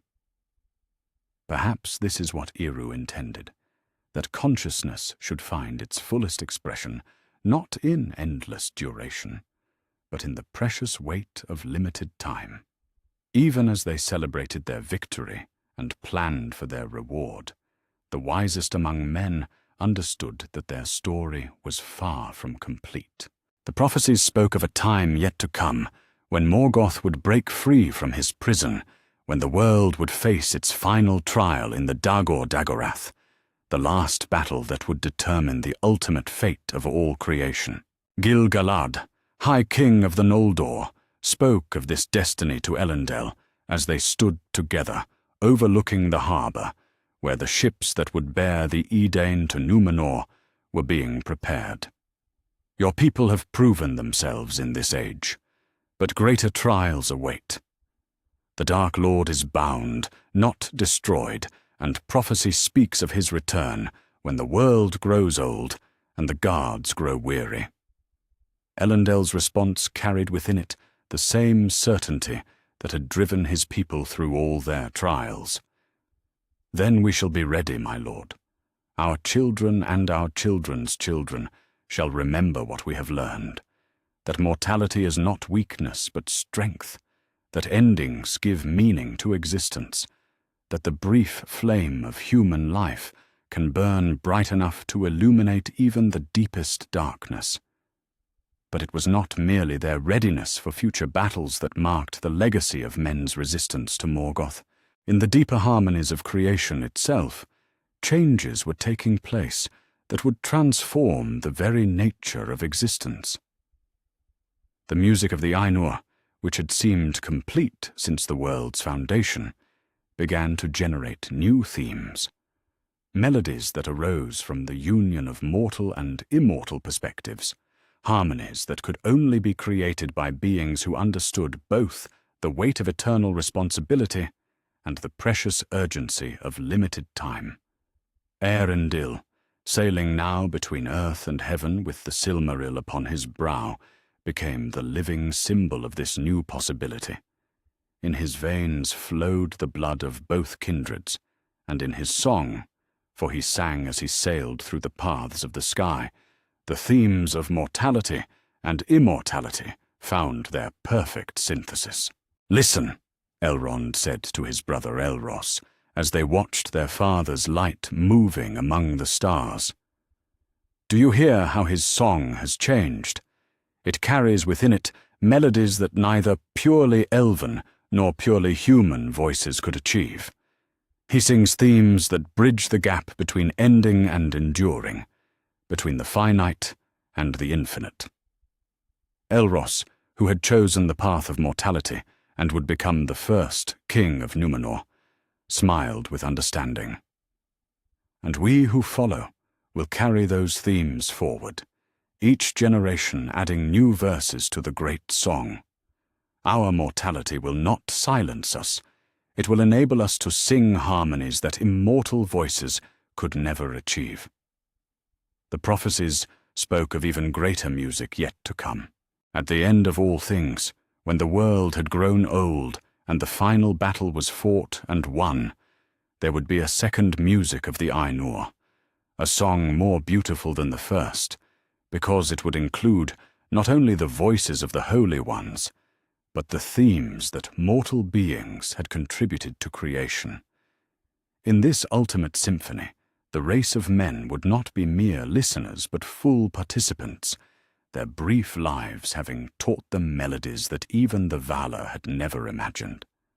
The limitations that Morgoth had tried to teach them to see as curses would reveal themselves as gifts beyond price, for it was precisely their mortality that would enable them to sing themes of beginning and ending, of choice and consequence, of love that transcended even death itself.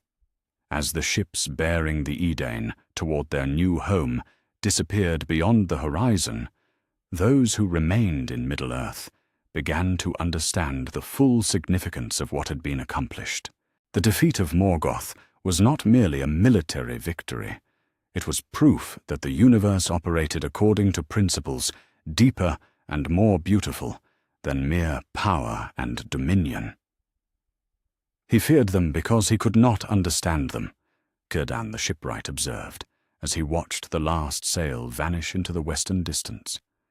To his immortal mind, their mortality seemed like a weakness to be exploited. But in truth, it was a strength so profound that even his vast malice could not corrupt or destroy it. The legacy of that strength would endure through all the ages of the world. In Númenor, the descendants of the Edain would build a civilization that surpassed even the greatest works of the Eldar, their mortal urgency driving them to achievements that immortal patience might never attempt. In Middle-earth, those men who remained would become the ancestors of kingdoms and peoples who would face their own trials with the same courage their forefathers had shown. And always in the background of history would run the deeper truth that Morgoth's fear had revealed, that consciousness finds its highest expression not in the endless extension of existence, but in the willing acceptance of limitation. The race of men had learned to transform their mortality from a source of terror into a wellspring of meaning, and in doing so, they had written new chapters in the great book of creation. When the final day comes, when the world grows old, and the guards sleep, and Morgoth breaks his chains to return for the last battle, it will be this lesson that determines the outcome. The Dagor Dagarath will not be won by the side with the greater power, but by the side that better understands the true nature of choice and consequence, of love and sacrifice, of the strength that can only come from accepting limitation rather than fighting against it. In the void beyond the circles of the world, Morgoth broods upon his defeat and plans for his eventual return. But even in his malice, he carries with him the recognition that torments him more than any chain.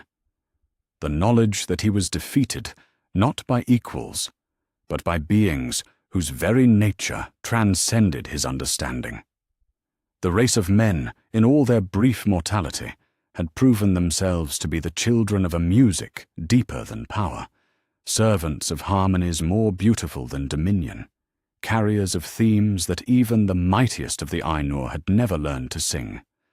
They had transformed the fear that drove their enemy into the very instrument of their victory, and in doing so, they had written their names in verses of the great song that would endure until the second. Music gathered all voices into the final, perfect chorus of creation, redeemed and renewed. In accepting their mortality, they had found immortality of a different kind, the deathless knowledge that their choices mattered, their sacrifices had meaning, and their brief flames had kindled lights that would burn in the darkness until the world's end and beyond. This was the legacy of their resistance to the Dark Lord, and this was why his fear of them had been not only justified, but prophetic of his own doom. The race of men had become what Ilúvatar had always intended them to be, the living proof that limitation is not the enemy of freedom, but its foundation, that endings give weight to beginnings, and that the greatest strength comes not from avoiding death, but from choosing how to meet it. In learning these truths, they had written the most beautiful verses, yet heard in the music of the Ainur, and the song was far from finished.